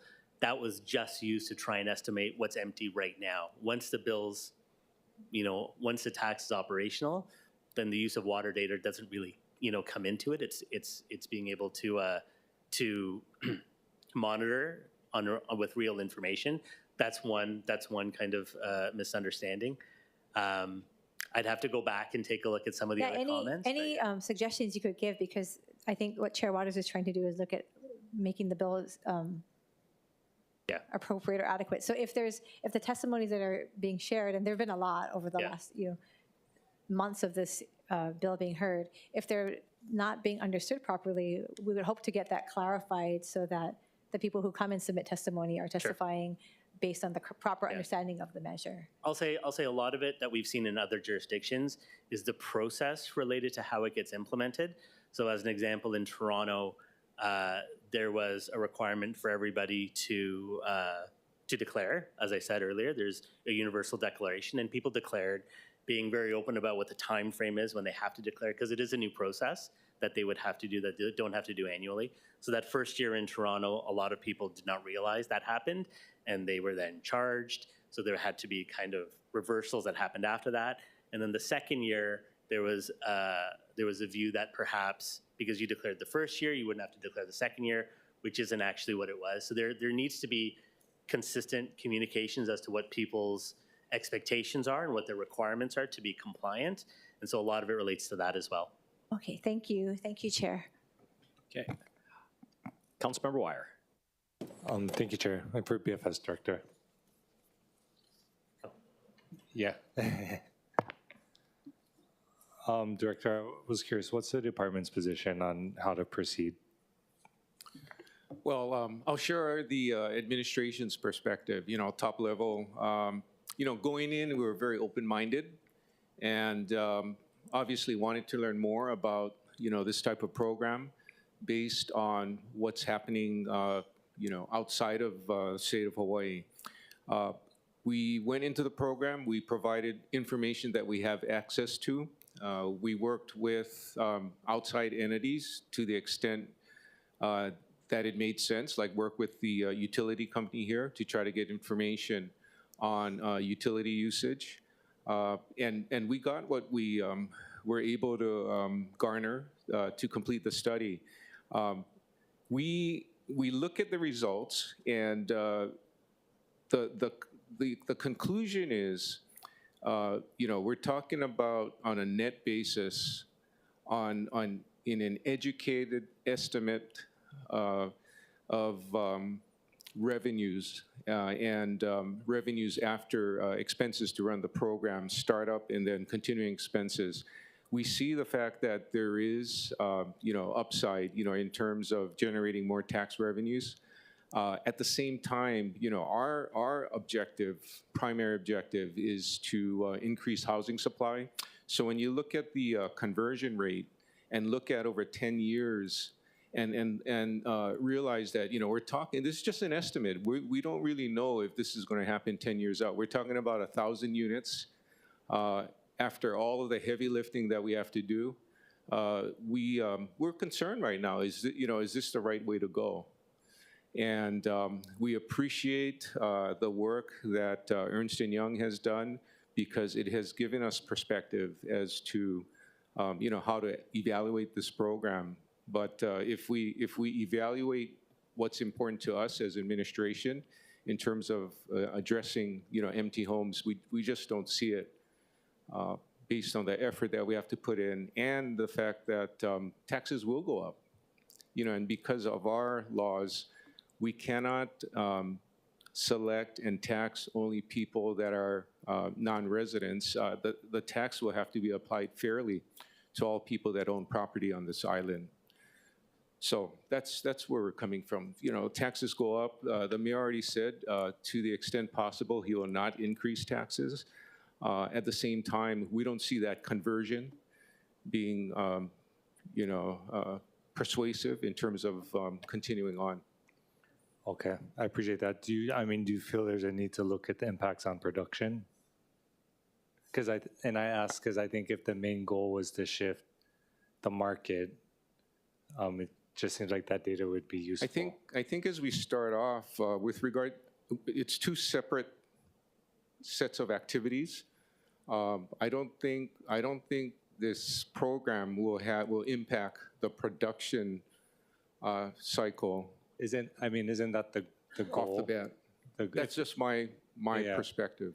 I'm trying to understand why, because if the goal is to stop investment, because I don't think anyone thinks a $10 million oceanfront home on the North Shore is going to suddenly turn into a rental. But if the goal is to stop, we all see all these SMA permits that come through, all the building of multi-million-dollar homes that drive up to adjacent homes. We see, and I think we all agree, like, there's room for luxury. We don't want to stop luxury development, but in terms of the shift of the market and incentivizing production that's more affordable, obviously the increased property tax is going to bring down, it's not going to eliminate it, but it's going to decrease the value meaning the benefit folks see in investing, having their, vacation home here.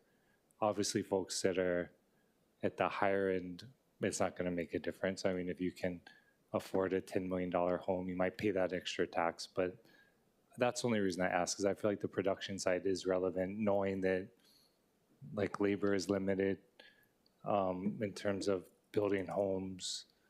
We have all these other limitations. There's space for all of it. We need homes at all income levels. But then at the same time, we acknowledge that when we're building one type, that means we're not building another type, right? I don't know. I'm just kind of fleshing that out. As Mohammed stated during his presentation, we won't really know until we implement the program. Based on what you're saying, Councilmember, yeah, you're concerned about impact on investment on the larger, more expensive homes by people, outside of the state. It's probably still going to happen whether we do the tax or not, because people that have money will continue to do it for leisure purposes, maybe for rentals. So it's going to continue. As to the impact that this program would have, I have no idea. I really think it's two separate activities that's going to happen. The tax is separate from new home production, especially on the higher end. And again, the higher end doesn't necessarily solve creating units that are affordable.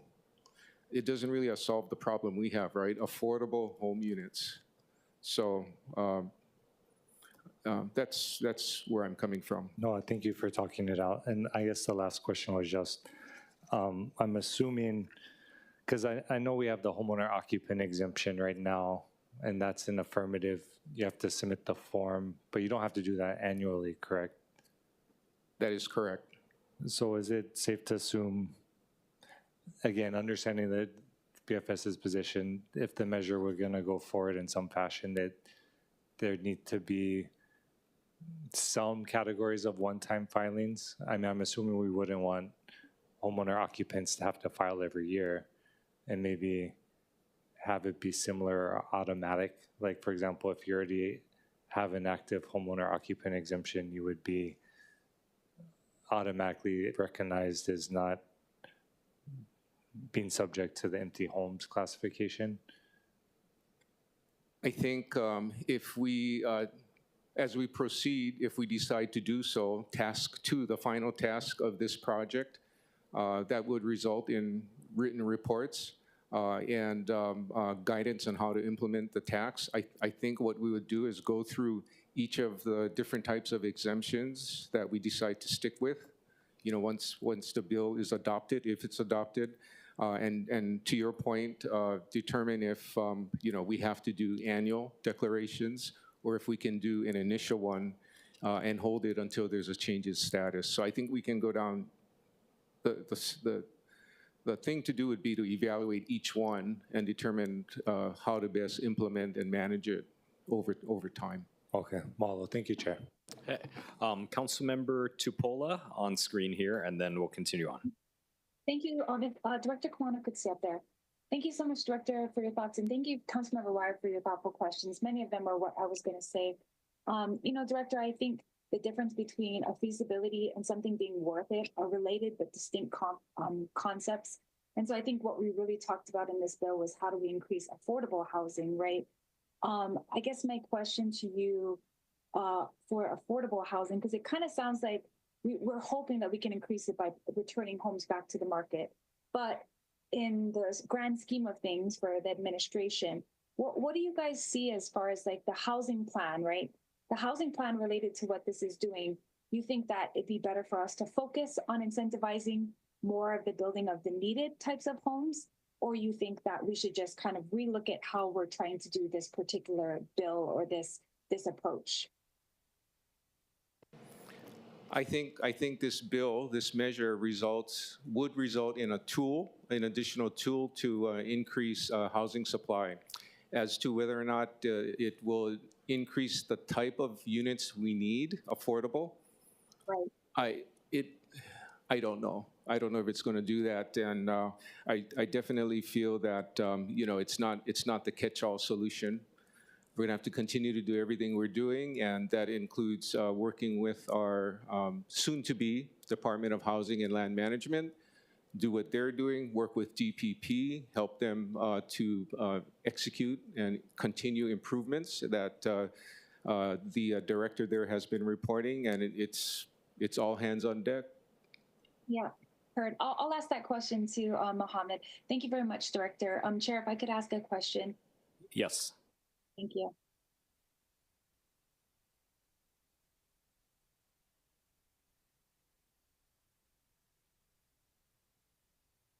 Sorry, I can't see him. Is Oh he yeah, up? please. Yeah, he's up here. Please proceed. Thank you. I just wanted to ask a question with follow-up that I asked Director Kawano. It said that, you know, within the first year, there'd be 38 to 86 units converted. Do you guys have an analysis of what AMI these units would be? AMI. Like what price point? Well, we determined what the average assessed value is. That's as far as we were able to go. I think I said in my presentation it was 750,000 for condos and 1.4 million for non-condos is based on the calculations that we had from the information that we had on assessed values. That's We didn't kind get of the any average deeper for than that. Yeah, that's kind of the average for all homes, though, is around 1.4 right now. I guess my next question is in regards to the metric for water. Is there any other metric that you guys would suggest in using besides that? There are tons of abandoned, vacant homes in my district where people tap water and electricity and no one lives there. So is there another metric that you think would be maybe a better way to look if it's vacant or not? Yeah, I might ask Elisa to step up, but we looked at water data. We also did look at electricity data to an extent to try and validate our water information, and perhaps Elisa can talk a little bit about that. Yes, so we did consider electricity data at the more aggregate level, and the results were similar to water data. And additionally, as you're aware, we've also considered the survey information from American Community Survey, as mentioned in other studies. So in looking at all those three sources, this is the vacancy rate that we have defined as a conservative assumption for our study. Yeah, thank you. One last question for Mohammed. I mentioned earlier that the San Francisco law violated the takings clause and due process clause of the Constitution, which is actually in the California and the federal law. But there is a study a law that was similar in Detroit, and they actually call that one the land value tax. Did you guys study that at all? Because that was within the U.S. and that's actually still going. I don't know that off the top of my head, Councillor. We can go back and take a look at what we did or find some more information about it and report back to Council. Yeah, because actually the land value tax in Detroit did both things. So it tried to address the vacant homes, the issue of vacancies and underutilized land. Yeah. And so they increased taxes on those properties, but they also reduced taxes on occupied homes. And then they incentivize more businesses to build homes on top of their business. So they kind of had like both sides of it. So I just wanted to throw it out there because I think that when I read up on it, it said that they're still trying to analyze what's coming out of the new law, whether or not it produced more affordable housing. But that would be a very good suggestion that I think, is in the intermediary, right? So it didn't just have the law and the taxation. It had other incentives, but the main goal was to try to stimulate the growth of affordable housing. So if you could look at that, I think it has more pertinence to us here in the United States. Okay, thank you, Chair. I have to log off now, but thank you, Chair. Okay, thank you. Noting that Councilmember Chipola is going to be logging off, we'll proceed now with Councilmember Cordero. Thank you, Chair. My question is for the BFS Director, Kawano. Director Kawano, I just wanted to re-ask the questions as it relates to the home exemption. And so one of the exemptions is non-principal residents, or principal residents, as they are classified as one's principal residence, basically. And when they don't have that home exemption, do we assume that that property is empty, or if it's just used in another way? How does BFS look at it? Empty or residential? We don't have the classification right now if you're looking at what we're working with today. So no, if a home currently does not have a home exemption, then it goes into a different pool, and then valuation comes into play. If it's less than $1 million, even without a home exemption, that home is still classified as residential. And I'm just talking in generalities. Mm-hmm. And then if it's over $1 million without a home exemption, it goes into Res A. Okay, got it.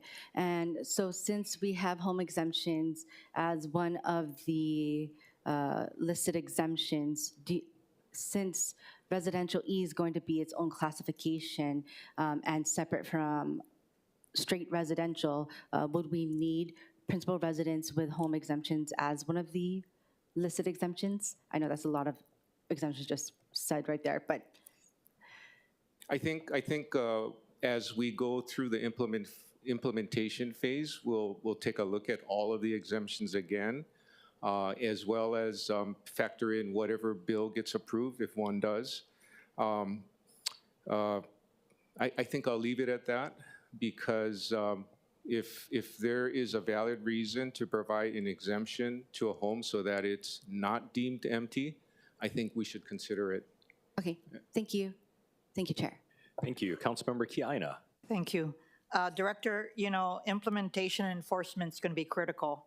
And so separate from whatever the final version of this measure, if it should move forward, I think is going to be important between yourselves and the authors of the report, because it's going to determine the success of the law.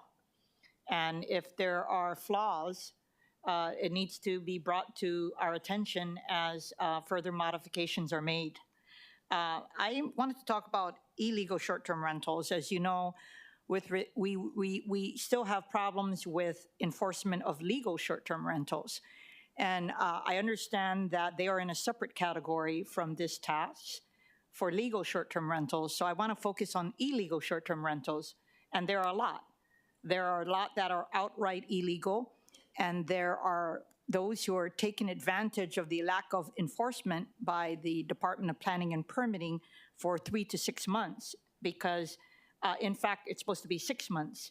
So I'm wondering if we could craft some language to ensure that we have an enforcement tool to ensure that illegal short-term rentals are covered by this, because it might incentivize them to become legal. And if they don't, they will be taxed accordingly to this bill. What are your thoughts on trying to, number one, capture illegal short-term rentals in this category? And second, to use a mechanism through this bill as an enforcement tool against them? I think, my opinion, I think by putting in enforcement language to help identify illegal short-term rentals and to improve enforcement, I think complicates the bill. I really do believe that's a DPP responsibility. I also do believe, though, we can share if we actually implement the bill, we're going to have more information than we have now on uses of property, and we can share information with DPP on a regular basis to help them with their enforcement. Okay, I'm thinking out loud here. So I'm just thinking, if people don't register, they should be taxed as an empty home tax. Not necessarily. They could qualify for any of the other 16 if they don't qualify for any of those other exemptions. Right. Okay. It's complicated. 46 is complicated. There's a lot of, there's 16 exemptions we have to consider. Okay, got it. And with that, can I have Ernst & Young come up? I'm just looking at the, is it page 8, where you have the exemptions? And so with regard to P, second property owned by Hawaii residents, which is something that was very important to me, because I've heard from a lot of local families who have second homes, and that number is small. Can I ask, where did you get that number from? It says 166 to 241 families are impacted on Oahu. That seems pretty low. Yes, so we use the real property database to estimate it so this is referring specifically to the owners that have a home exemption on one of their properties and they have a second property. You cross-referenced that they own the second property, yes. And then you did the water element on the usage to determine whether or not it was not being used full-time, yeah? So the specific property isn't linked to its specific water usage. The water usage percentage is used to estimate the total number of empty units. So we aren't linking specific Oh, got properties it, got of it. whether it's empty or not, but to identify the properties that are Okay. could be exempt here. Yes, we use the Okay. data. And on page 6, in number 1, it says identify total number of taxable properties and assessment values for condos and non-condos. Why the differentiation? I mean, throughout, you never say homes. This is an empty homes tax.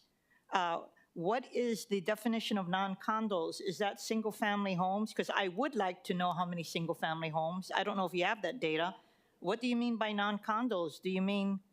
Yes, so this includes single-family homes, and it may also include apartment buildings or duplexes, and if they are classified as one property in a real property database.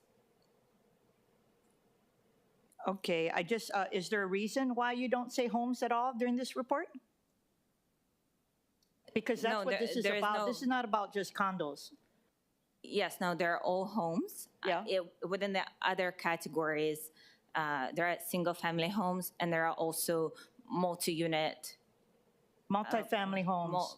Yeah, but those such are as homes. apartment buildings. I don't know, maybe define it, condos and non-condos?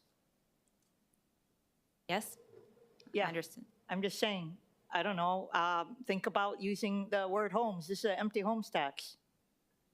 Figure it out.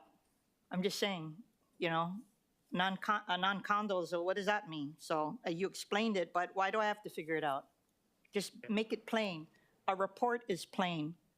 The purpose of a report, the history of a report, and all of the data that you have and the verbiage that you use is very important. Thank you. Okay. Chair Waters.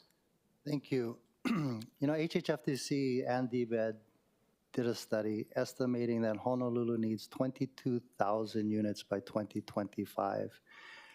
The U.S. Census shows that 34,000 units statewide are vacant. The average amount of units built per year is only 4,000 statewide. So my point is that even if we convert a fraction of these vacant homes to rentals or for sale, that's a win. But my question, thank you, Mohammed, is actually for Director Kawano. I mean, your support seems lackluster. So let me ask you this, and you've even said this, that there's so many exemptions. And I pointed out that we're exempting 80% of the empty homes. So looking at exemptions A through P, which ones do you suggest we delete? I don't think it's my call to suggest which ones to keep and which ones to delete. Ultimately, it's our call. Yeah. But we're asking you, as the Director of Budget and Fiscal Services, to make a recommendation to make this bill better. Which one should we delete? Well, before we go into exemptions, there's that section, I think it's section 5, that at the start of the measure, if we don't delete it, would require that any rental of any kind be exempt. I think that should be removed, and I think you would agree, Chair Waters, that we remove that. Any rental of any kind? Yeah, it's so like the nonprofit organizations, which they determine there's only 3 to 5 of them. A testifier brought that up, and we put in, actually it's an exclusion from the tax. I think that has to get out. I do agree with E&Y. We should take a close look at the 2 exemptions that they mentioned, because it's not typical from what they see, because I view them as experts. I don't have the experience that they have with regard to. They bring up 4 different scenarios. Yeah, one is the bill as currently written. Right. 2, with exemptions proposed in Bill 46, but as a supplementary tax instead of a new property tax. 3, with exemptions consistent with other jurisdictions, but as a new property tax classification. Is that what you're suggesting, scenario 3? Yeah, with exemptions consistent with other jurisdictions. In response to your question, you specifically asked which ones I would remove. Yeah, okay, we can go back to consider that. for removal.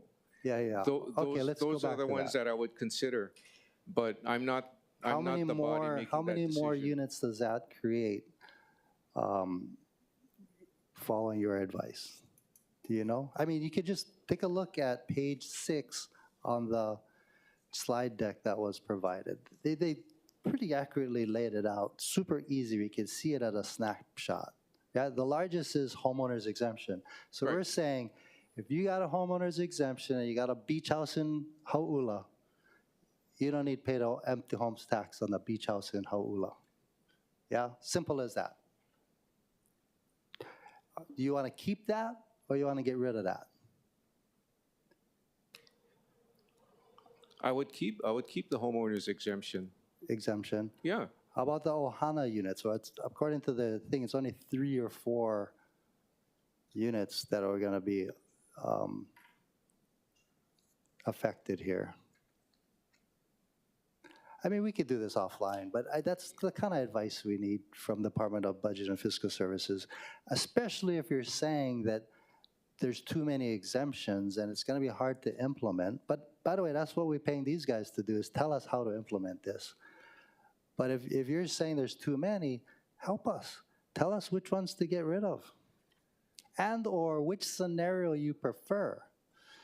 Because they laid it out pretty easily, right? If you go at scenario 3, right, you're putting a lot more units into the pool that could possibly be converted. And my belief is, by the way, instead of going, and this is a question for Mohammed, instead of doing a 1% tax, you do the 3% tax. Do you think that that would have a bigger behavioral response? I wouldn't recommend going straight to 3 from day one. Why?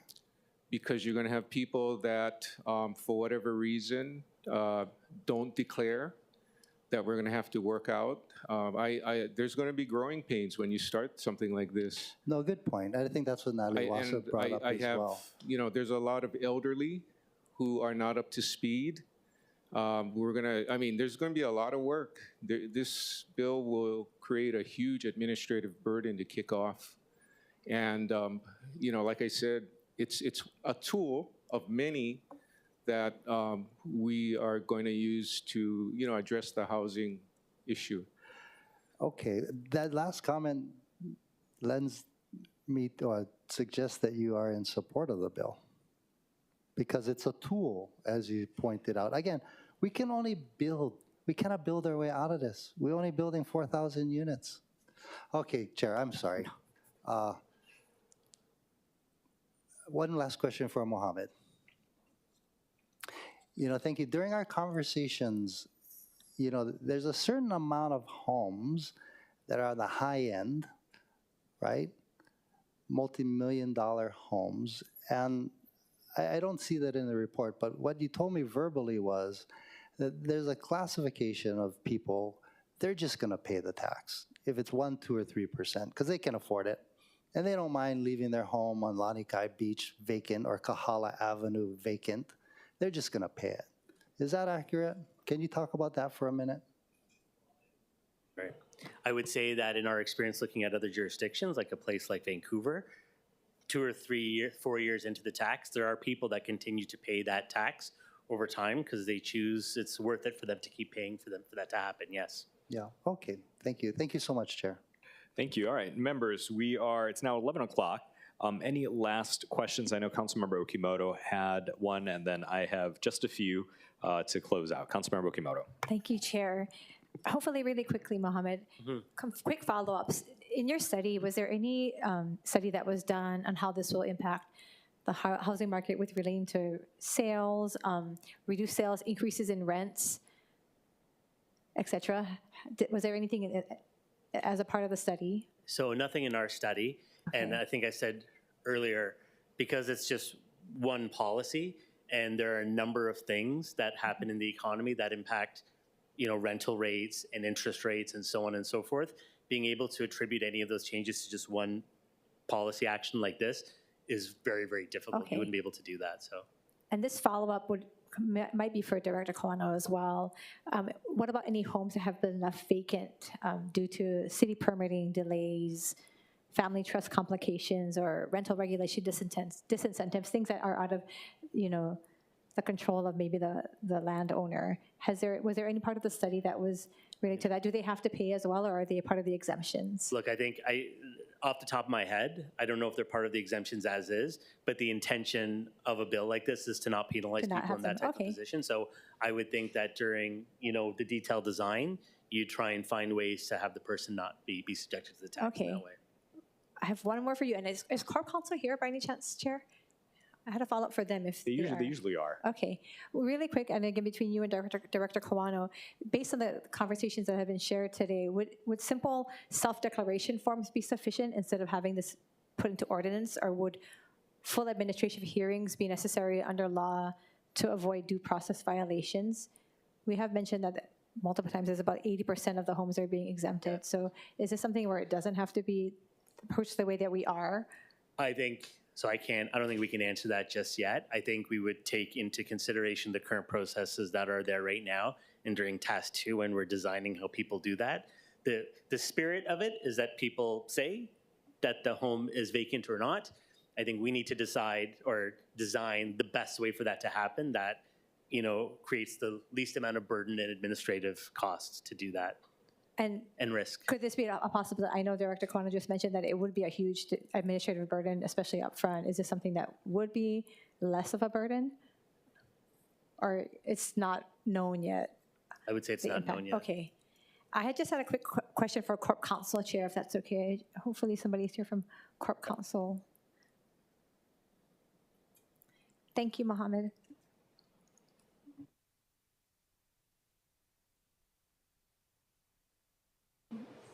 Hi, good morning. Good morning, Budget Chair Dos Santos-Tam and Council Chair Waters and committee members. This is Reed Yamashiro, Deputy Corporation Counsel. Thank you so much.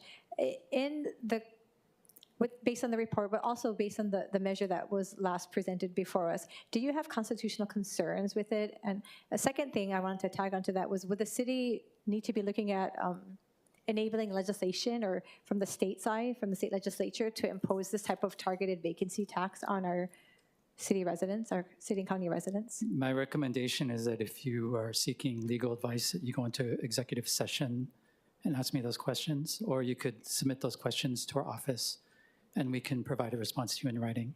Okay, thank you. Noted. Thank you, Chair. Thank you. And that's a good note that this is going to be an ongoing conversation. So if there are further questions, please submit them in writing to either Budget and Fiscal Services or Corporation Counsel as may be appropriate. All right, it's 11:04. I have some quick questions for Director Kawano. There were a few things that were brought up earlier in this conversation, so I just want a little bit of clarity.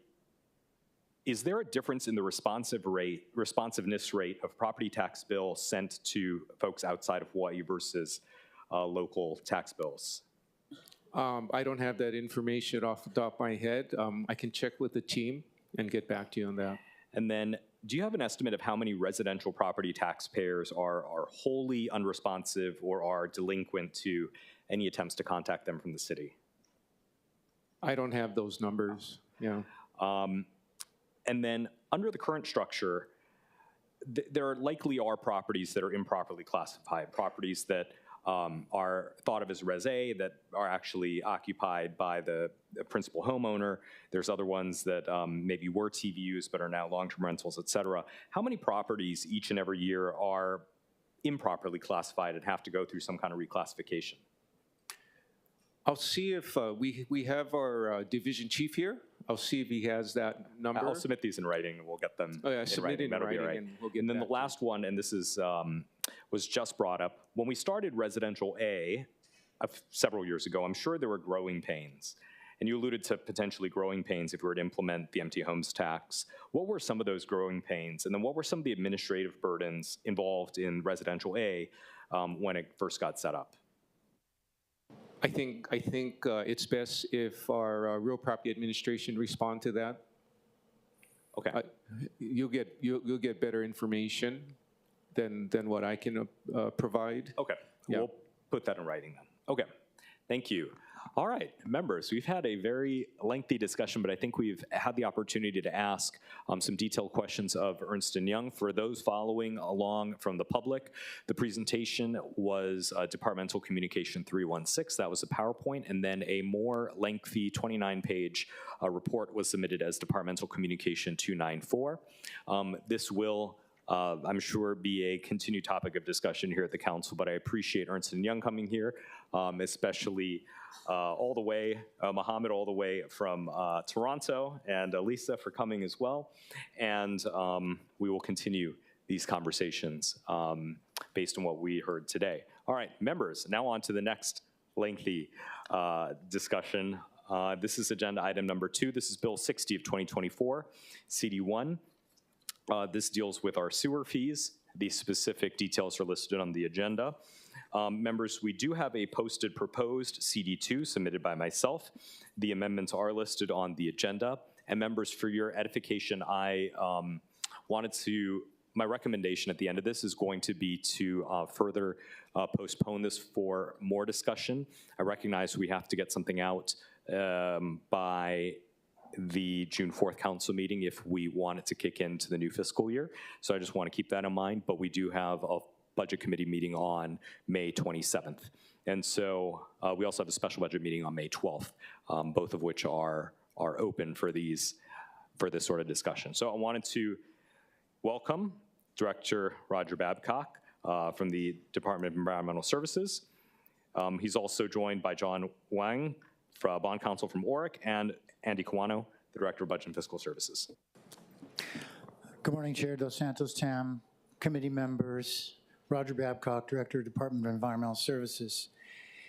In our last presentation, which was on April 1st, Budget Committee, we presented some information at that time on CD1, which had to do with doing some supplemental transfers were proposed from the general fund into the sewer fund to sort of offset the sewer fee increases that have been proposed. We went through and showed the magnitude of what those supplements would need to be. And over the 10-year period, if you recall, it was $1.6 billion would need to be transferred. We also gave some information about the challenges or the problems with doing that with respect to our revenue bond program and our credit rating associated with that, as well as the potential impacts on borrowing that we received information on. And so to follow up with that, the first thing we want to do is go ahead and have a little presentation by Bond Counsel. And so I'm going to ask Andy Kawano, BFS Director, to introduce our Bond Counsel. Thank you.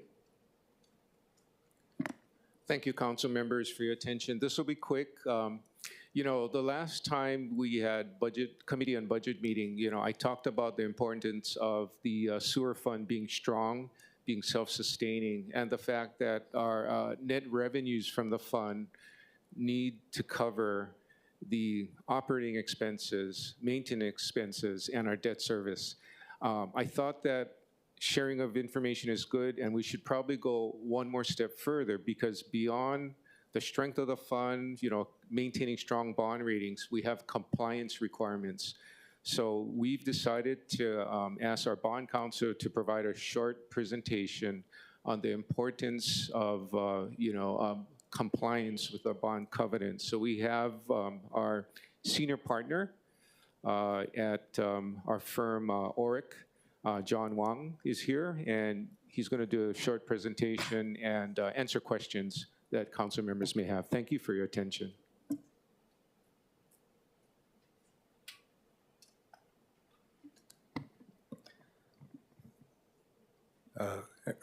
Everyone hear me? Okay. Well, Chair Dos Santos-Tam and other members of the committee, thank you for having me here today to provide testimony regarding Bill 60.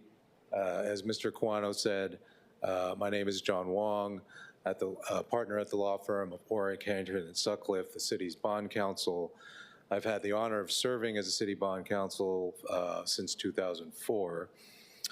given you the many things you have today, and I'll try to be brief. It's hard to be brief as a lawyer, but I'll try to be brief because I know you have so many other things to do.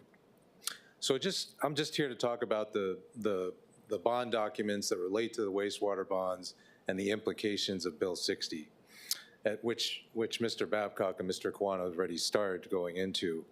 As you may know, the city has approximately $2.5 billion in aggregate principal amount of wastewater bonds outstanding, which are designed to finance improvements for the city's wastewater system. City resolution setting forth the terms of the bonds, first established in 1998, contain various covenants or promises that commit the city and ENV to do certain things while those bonds are held by investors. These promises collectively form a legally binding contract with the city's existing and future bondholders. These promises, of course, include the promise to pay bonds on time and in scheduled amounts, but also include other important commitments. A critical second covenant is what has been referred to already as the rate covenant, which requires the city to set sewer rates at sufficient levels to generate revenues to allow the city to cover its O&M expenses as well as its annual obligations to make debt service payment on the bonds, plus a certain cushion. Unfortunately, monies generated from a surplus in the city's general fund or any other monies derived from the general fund do not legally qualify as monies to meet this requirement. Investors view the city's commitment to set rates to meet the rate covenant as a critical and almost sacred component of their evaluation as to how they value the bonds and therefore whether to continue to hold current city bonds or buy city bonds in the future. Similarly, the willingness of the city to set rates to comply with the rate covenant is a critical component of how the city's rating agencies assign ratings to the bonds. The ratings on the bonds, in turn, are a major factor in determining the city's borrowing costs on the bonds in terms of interest rate, as investors use ratings to help determine whether to buy bonds and, if purchased, at what interest rate. The higher the rating on the bonds, the lower the borrowing costs. And in turn, the lower the rating on the bonds, the higher the borrowing costs. Thankfully, the city and ENV have a hard-earned stellar reputation with both its bond investors and the rating analysts through its strong financial management, prudent decision-making, and attention to these bond covenants. Failure to meet the rate covenant could expose the city to legal risks. If the city were not to enact sewer rates and charges sufficient to meet the rate covenant, such failure could lead to a default under the resolutions and entitle bondholders to pursue legal remedies against the city, including declaring that all outstanding bonds to be immediately due and payable. In addition, failure to meet the rate covenant could damage the city's hard-earned reputation with the very investors who invest in the city's bonds, which in turn could drive up the city's borrowing costs. It is hard to predict how long the reputational impact to the city could last and how long it could take the city to build back up its reputation if this were to happen. Similarly, as hinted above, the failure of the city to meet the rate covenant could lead the city's rating agencies to lower the ratings on the bonds, which have had the effect of driving up the city's borrowing costs. Again, it's difficult to predict how long it would take for the city to be able to restore its standing with rating agencies, and the net effect of the city's borrowing costs could end up costing ratepayers more in the long run. Thank you. And let me know if you have any questions, of course. Okay, members, any questions for Bond Counsel? Vice Chair Wire. Thank you, Chair. Waters. Just quickly, Mahalo, for the presentation.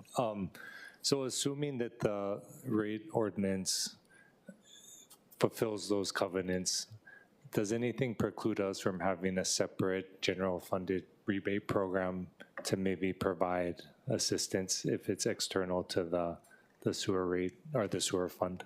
I mean, that's more of a matter of sort of fiscal policy for the city, but from my standpoint, as long as you're setting the rate sufficient to meet the rate covenant, you're fine from a bond document standpoint. Okay, mahalo. Thank you, Chair.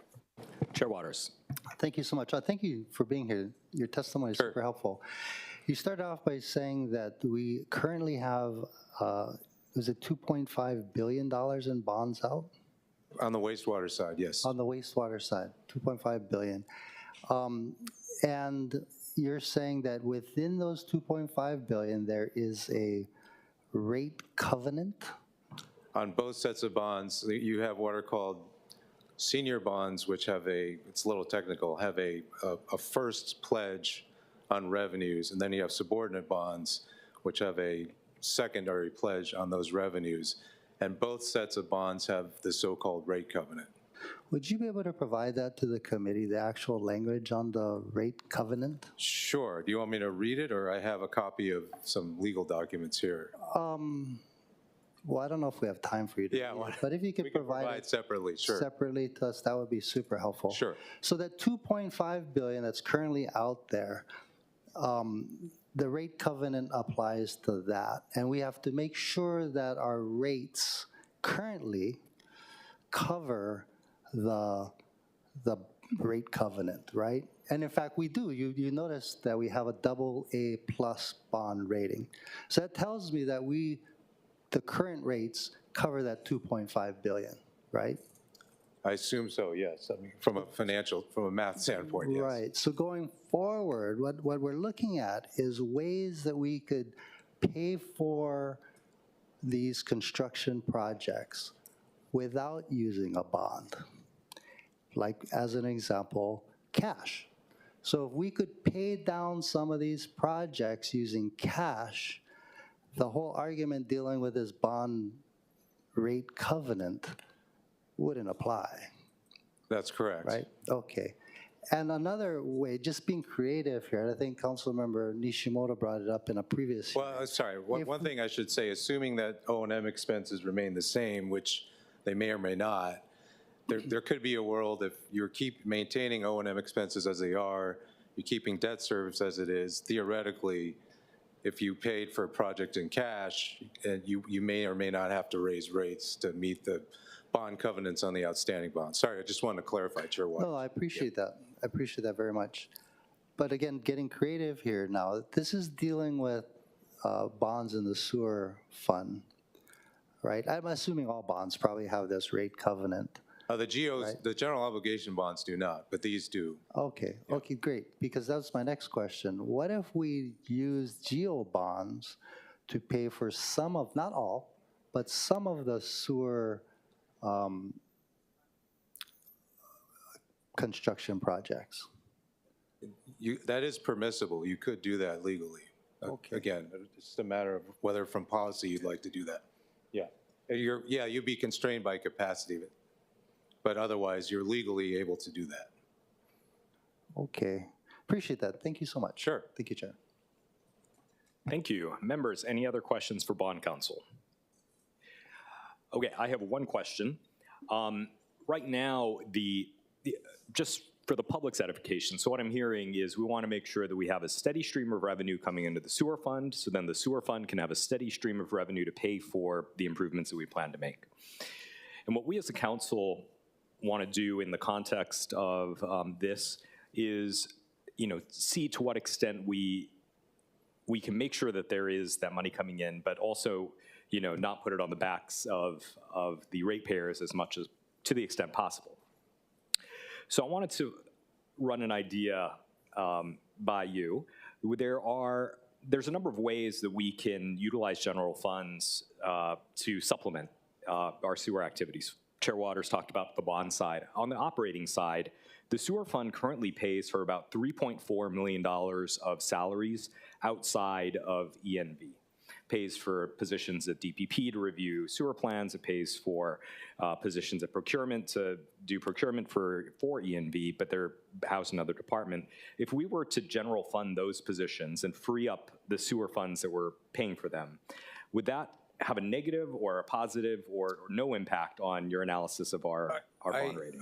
I think you could, but again, from where I stand and what the bond market is looking at, I wouldn't want people to, your investors, to look at that as sort of a way to avoid raising rates to pay for the O&M expenses and debt service. So I completely understand where you're coming from. I completely understand the policy of wanting to relieve the burden on ratepayers, but I could see that becoming an issue if you decide to do that. Okay. From a bond standpoint. Okay, thank you. Members, any other questions? Okay. I understand that Director Babcock has a presentation for us. That presentation is Departmental Communication 319. Thank you.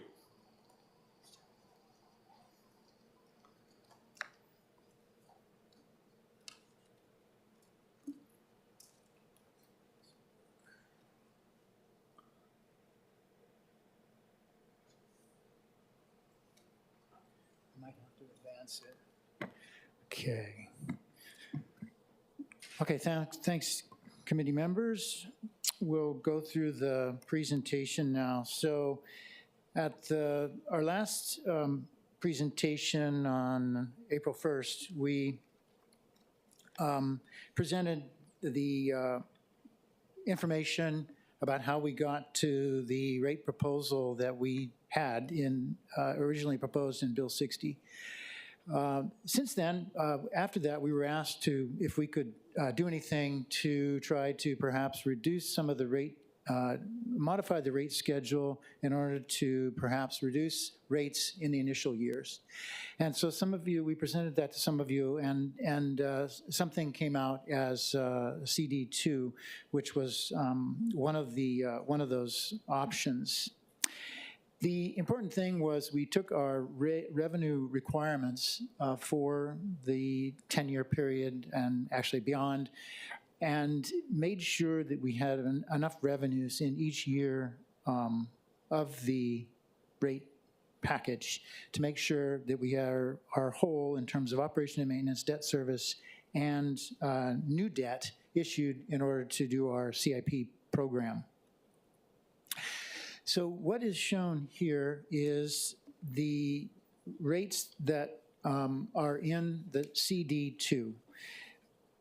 And so instead of 9% per year increase over the first 6 years and then tapering off, it moves out some of the increases a little bit into the future and reduces the first year, which is this year, FY26, coming up from 9% to 6%. It reduces the second year from 9% to 7.5%. It reduces the third year to 8.5% from 9%. And then you see the increases then are a little bit higher out in the last 4 years of the 10-year period. And again, this does meet all of our revenue requirements and keeps the program whole according to all our projections. So the next slide shows there was an additional modification requested for us to look into. This slide you've seen before. This is the current proportions of the sewer revenues as a function of the fixed portion of the bill and the volumetric portion. So currently the fixed portion is over 70%, and the volumetric portion of a typical bill is less than 30%. In Bill 60, based on our evaluations, the next slide, it was recommended that we change this to something to promote equity and affordability by making it 50-50. So about 50% of the bill would be based on a fixed charge and 50% based on volumetric charge. It was requested that we look at tilting this fulcrum even further, and so we did that. We moved it to 40% fixed and 60% volumetric. So that results in the numbers that are shown in CD2, which the next slide shows a table which shows the actual new then proposed charges in each of the 10 years, including the current charges, which are the first column, or really the second column says 2025. So those are the current rates for every different type of classification, both the fixed charge and the volumetric charges, using a 40-60 split with the rates shown previously, meaning 6% in the first year, 7.5%, 8.5%, et cetera. So you can see across the top, the current fixed charge, $77.55.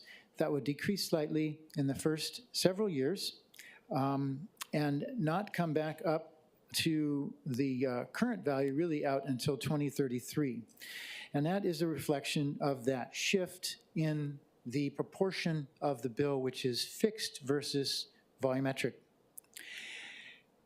If you go down several, so I was looking at the first row across there, residential, single family, metered water base charge.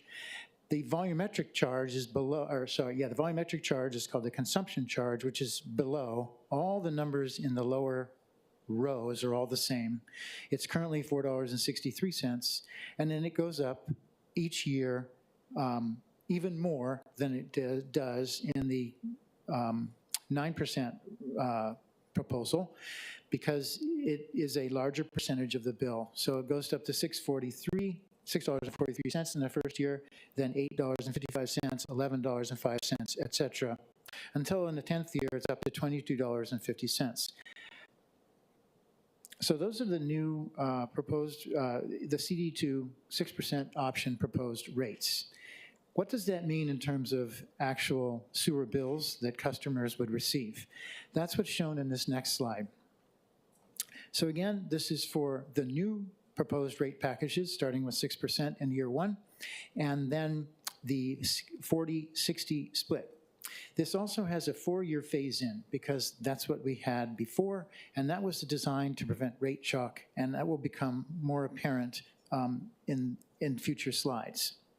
So what we have here is we've included both single-family and multifamily, because the rates are slightly different. The fixed charge is different for multifamily. It's about 70% of single-family rates, and that has been preserved. That's based on historic studies of water use.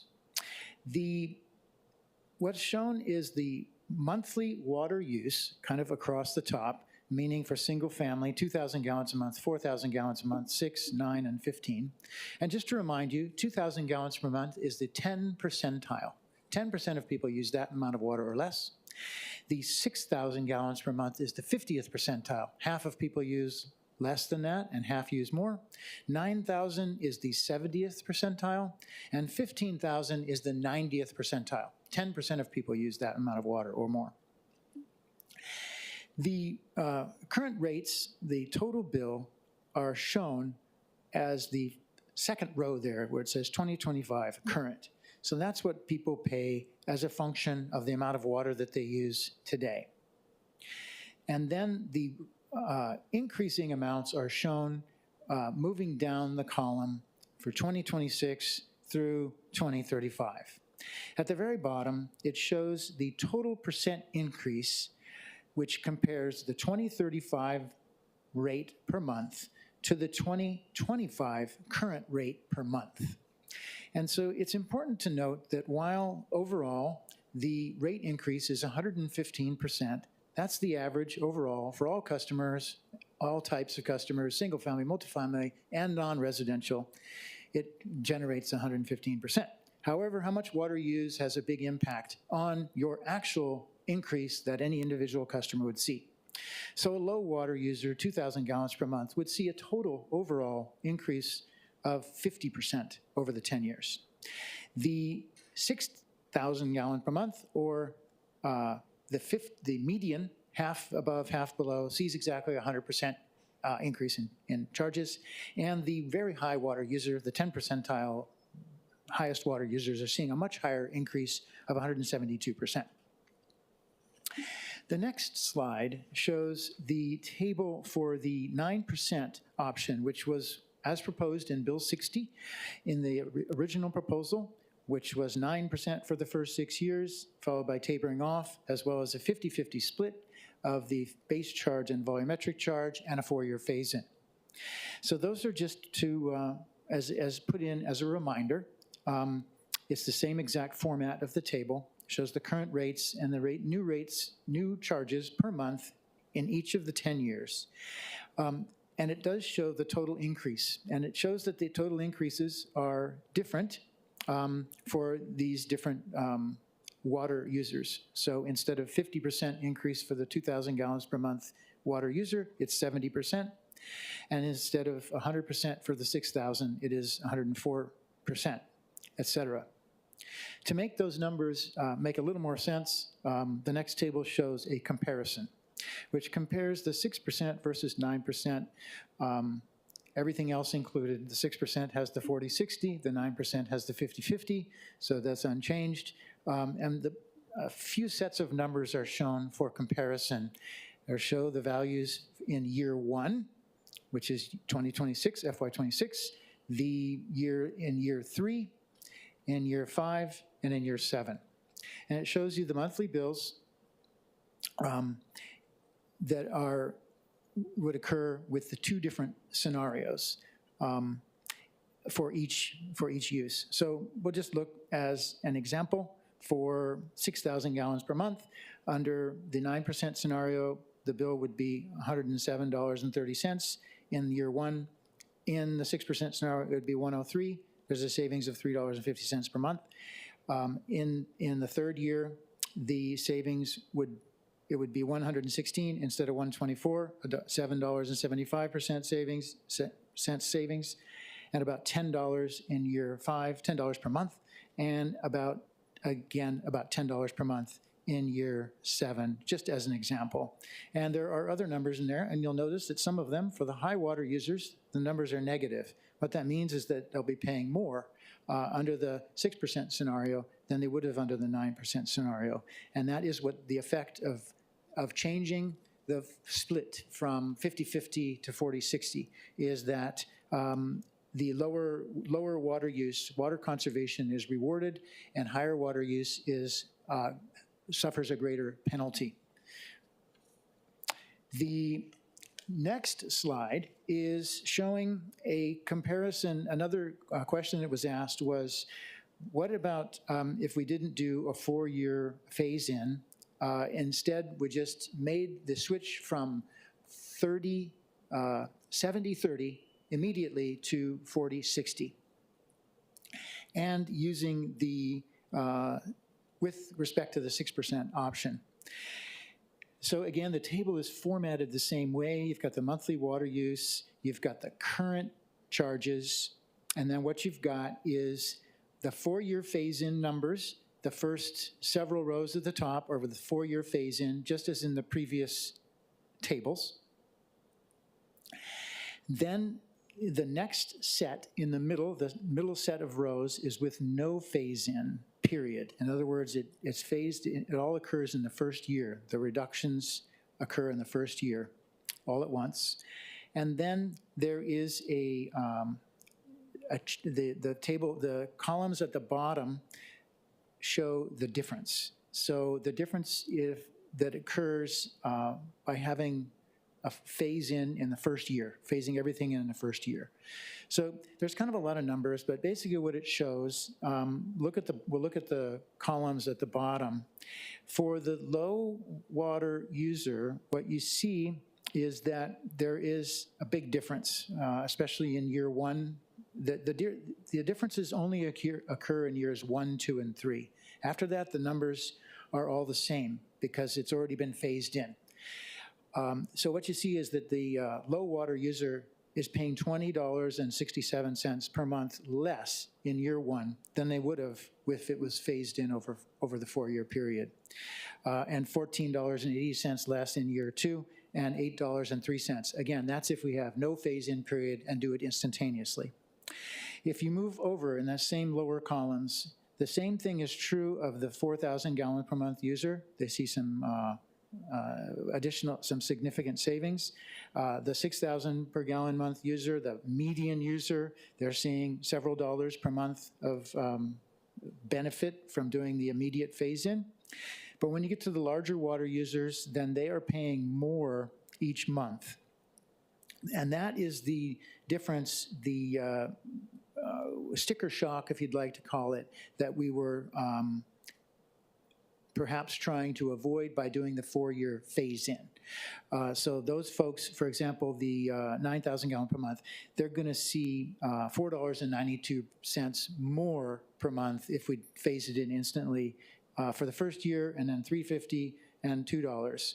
So I think it's for council to decide whether you think that amount of quote-unquote sticker shock is significant. If we compare the upper rows, the 6% with a 4-year phase-in, with a 6% no phase-in, you see that literally a current bill is $84.96.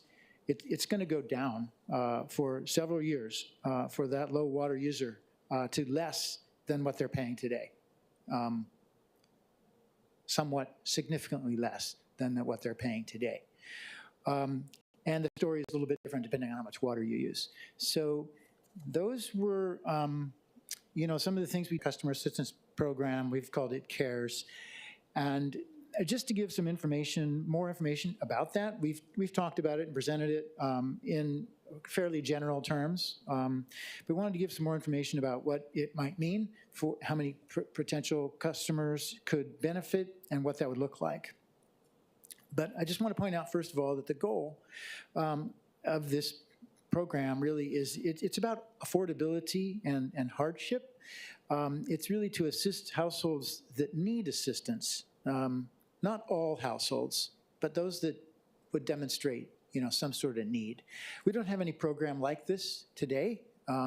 Neither does Board of Water Supply, or and many utilities do not. But there are some utilities that do have this, and so we found models and things on the mainland that we could use.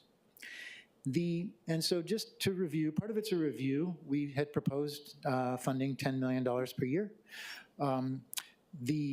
We had proposed somewhere from $20 to $25. If the credit was $20 per month, $10 million would be able to be credited to almost 42,000 households could qualify. That's how far the money would go. Because it's $20 a month is $240 a year. You divide 10 million by that and you get 41,666. If the credit were $10 a month, and looking at the tables that we just looked at, $10 a month is pretty significant compared to the sewer fee increases that we're talking about over these years. You could double, obviously, the number of households that potentially could benefit from that. So what does that mean in terms of qualification? What we had proposed, which was based on the rental and utility relief program that some of you folks were involved with post-COVID, the qualification was 80% of AMI. That number is $112,200 per year as the household income. There's another qualification that's out there, and it is 300% of the federal poverty level. This is equivalent essentially to 100% of AMI, which would be 139,000 would be a potential qualification for that. We also are aware of ALICE, Asset Limited Income Constrained Employed.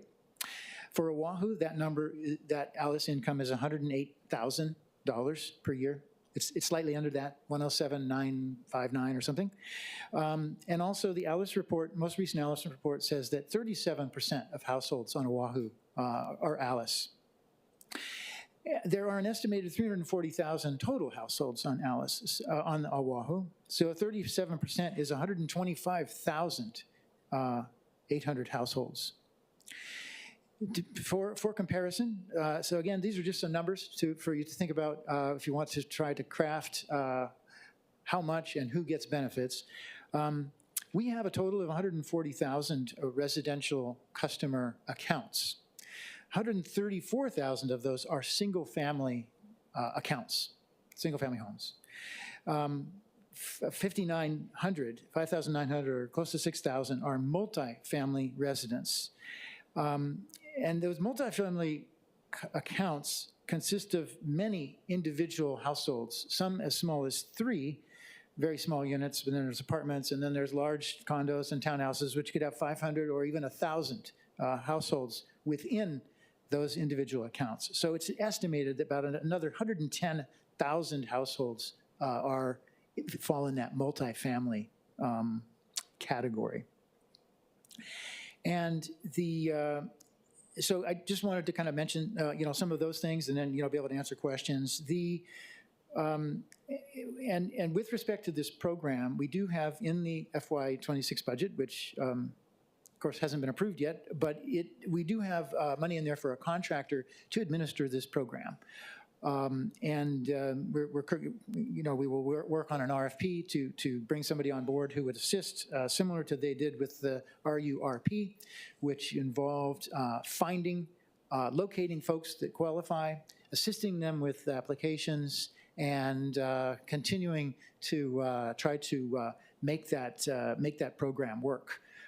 These customer assistance programs are not easy to do, but they are a really important thing and a commitment that ENV would make. It's important for the city to do this, and the programs need to be flexible so that they can target folks who need the assistance and continue to sort of evolve to make sure that you're able to reach the folks that really need the money to assist them with their cost of living. So with that, that's the end of my presentation, and I'd be happy to answer any questions. Thank you. Okay, members, questions for Director Babcock? Chair Waters. Okay, thank you. Thank you so much, Director, and I appreciate your hard work on this. Like I mentioned before, you got the hardest job in the city dealing with this, as well as the landfill issue and others. But just looking at your slide deck, you have CD2 6% option, and then of course, what was proposed originally, the 9% option. When we talk about the 6% option, it actually starts at 6%, but it over years will increase up to 9%, right? Correct. And ultimately, they both come out with approximately the same amount, which is about 100% increase, right? That's correct, yes, because it's all based on the revenue requirements that we generated during our rate study. Yeah. Right, and again, we got to raise anywhere between 1.8 and 2.4 billion in order to meet the upgrades. But just to be clear, looking at the 6% option, it looks like a family using 6,000 gallons a month currently pay $9.77, will then pay at the end of 2035 $199.83, right? Yeah, that's correct. And again, that would be considered a low water user because the average amount of water used is 9,000 gallons a month, right? Yeah, so one is the median, which means half are above and half are below. That's 6,000. So 50% of all customers are using that amount or less, and 50% are using more. 9,000 is the 70 percentile, so 70% are using that amount or less, and 30% are using more. So the difference between 6,000 and 9,000 is 20% of customers. I see. So let's use the 9,000 gallons a month, because as you said, that's 70% of the people are using less. So currently, if you use 9,000 gallons, you're paying $110.89 a month. That, at the end of this, would go up to $253.83, right? Correct. And that's utilizing the 6% option, right? Yes, correct. So ultimately, I mean, we're just putting it at the front. We're putting actually the big rate increases at the end of the 10-year cycle rather than at the beginning, which was originally contemplated in the bill. That's correct. It redistributes some of the increase from the early years, really the first 3 years, only, moving that out a little bit into the later years. That's I see. correct. Okay, thank you so much. And I think that's reflected in CD2, correct? That's right. The 6% option. Yep. Okay, thank you. Thank you, Chair. Councilmember Cordero. Thank you. Hi, Director Babcock. I was just wondering if all of the funding that has to go into the sewer fund has to come from the sewer fee increase. Like, for example, can it come from anything else from ENV sewer fund? Like, does it have to be solely from the bills or the billing? Yeah, so the income to the sewer fund, so there's really there's two accounts. There's the so-called sewer fund, which has sewer rate revenues go in there, other fees that ENV collects, and a small amount of fines and what's called system connection fees and things like that. Everything goes into that account. There's a separate account for bond revenues. So when we sell bonds, those go into a separate account. They're kept separate. Those can only be used for construction projects, and they have to be used within 2 years. That is debt becomes debt. Once it's spent, actually once the bonds are issued, it becomes debt, and we start repaying debt service on those, principal and interest, over 30 years. So the principal and interest needs to be paid out of the sewer fund, as well as operation and maintenance costs. Money that goes into the sewer fund only comes from those things that I said. When we get state revolving fund money, which is other money that comes from EPA through the state, which can be used only for construction projects, that also goes into the bond fund, which it's essentially a bond, but it's really a loan, a low interest loan, very similar.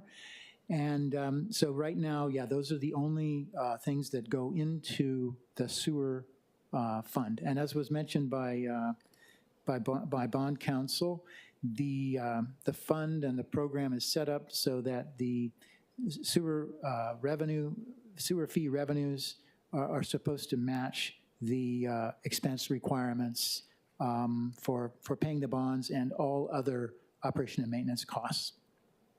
Okay, so so not all of the funds in the bond fund will needs to come from billing. So the bond fund money is only money that comes in when we sell bonds. So that's cash that comes in when we sell the bond. How about the money that then is used to pay back the bonds and the interest? So would that then, since it's coming from the fee increase, it goes into the sewer fund first, right?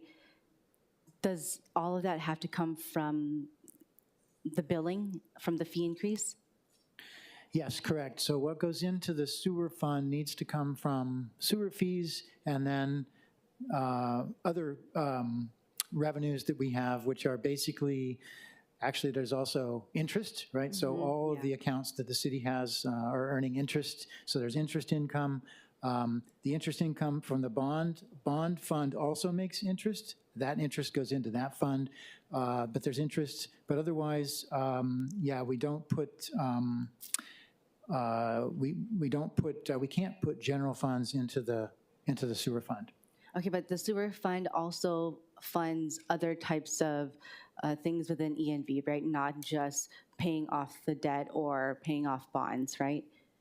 Right. So the funds in the sewer fund are required to be used for operation and maintenance costs, all other expenses associated with the sewer enterprise, as well as debt service. It doesn't pay for any other types of city services, but it does pay all of the salaries of everybody that works on the sewer part.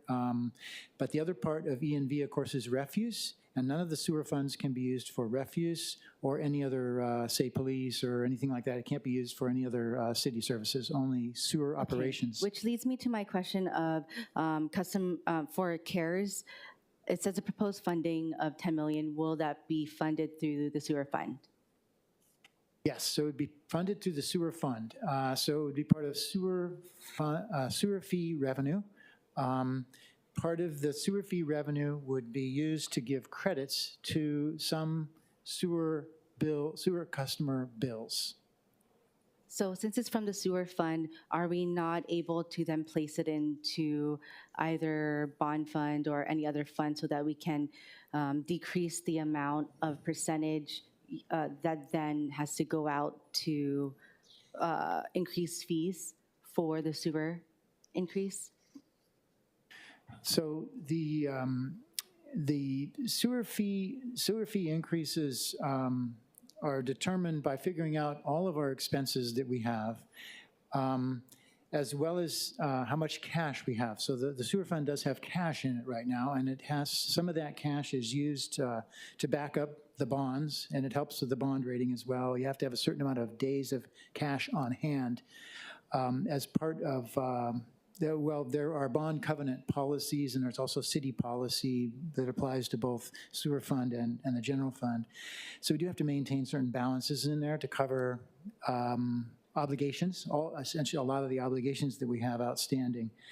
And so the sewer fees can be used to pay for any expenses that we have, and the amount of sewer fee increase that we need considers everything, all the existing cash as well as all the current cash flows and all projected cash flows over the 10 years into the future. So if there was less cash in the fund now, in the sewer fund, we would need larger sewer fee increases than what we've proposed. Okay, so, but the CARES program is still going to be funded through the sewer fund, though? That's correct. And that's by cash only? That is by cash, yes. Okay. You can't spend bond funds. Bond funds only can be used for construction. Okay, so you're saying that the sewer fee increase then goes into operating, maintenance, and construction part, right? Right, a small part of the cash is used for construction. Most of it is used for operation and maintenance. Okay, thank you. Okay, Vice Chair Wire. Thank you, Chair.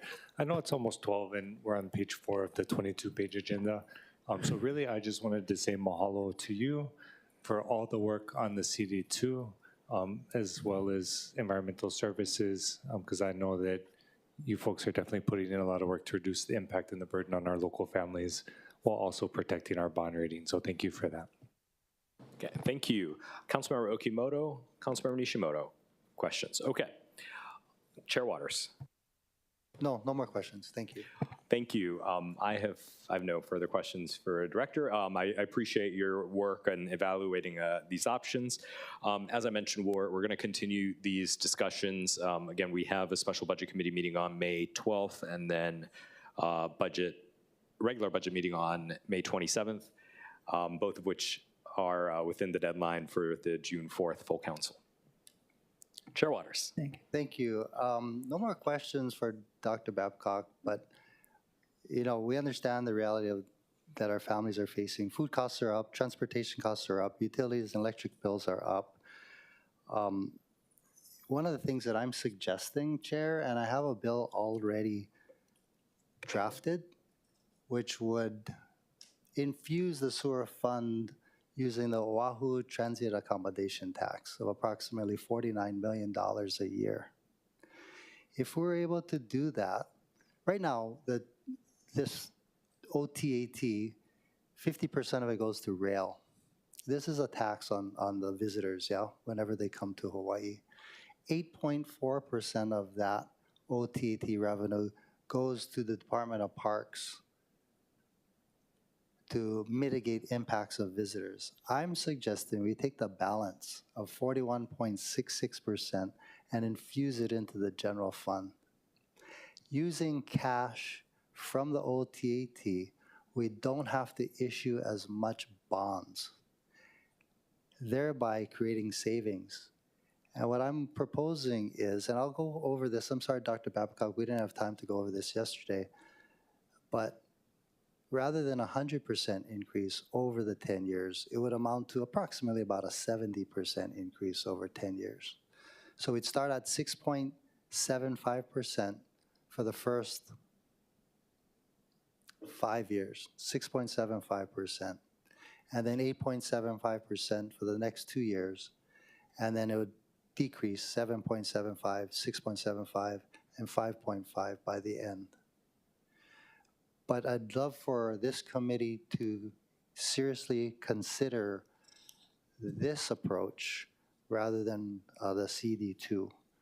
And I'll save my long speech for later in light of the fact that you're going to defer the matter. Thank you. Okay, thank you. Members, any other discussion at this time? Okay, if there's no further discussion, I just want to get onto the record. The CD2 that I proposed was a starting point.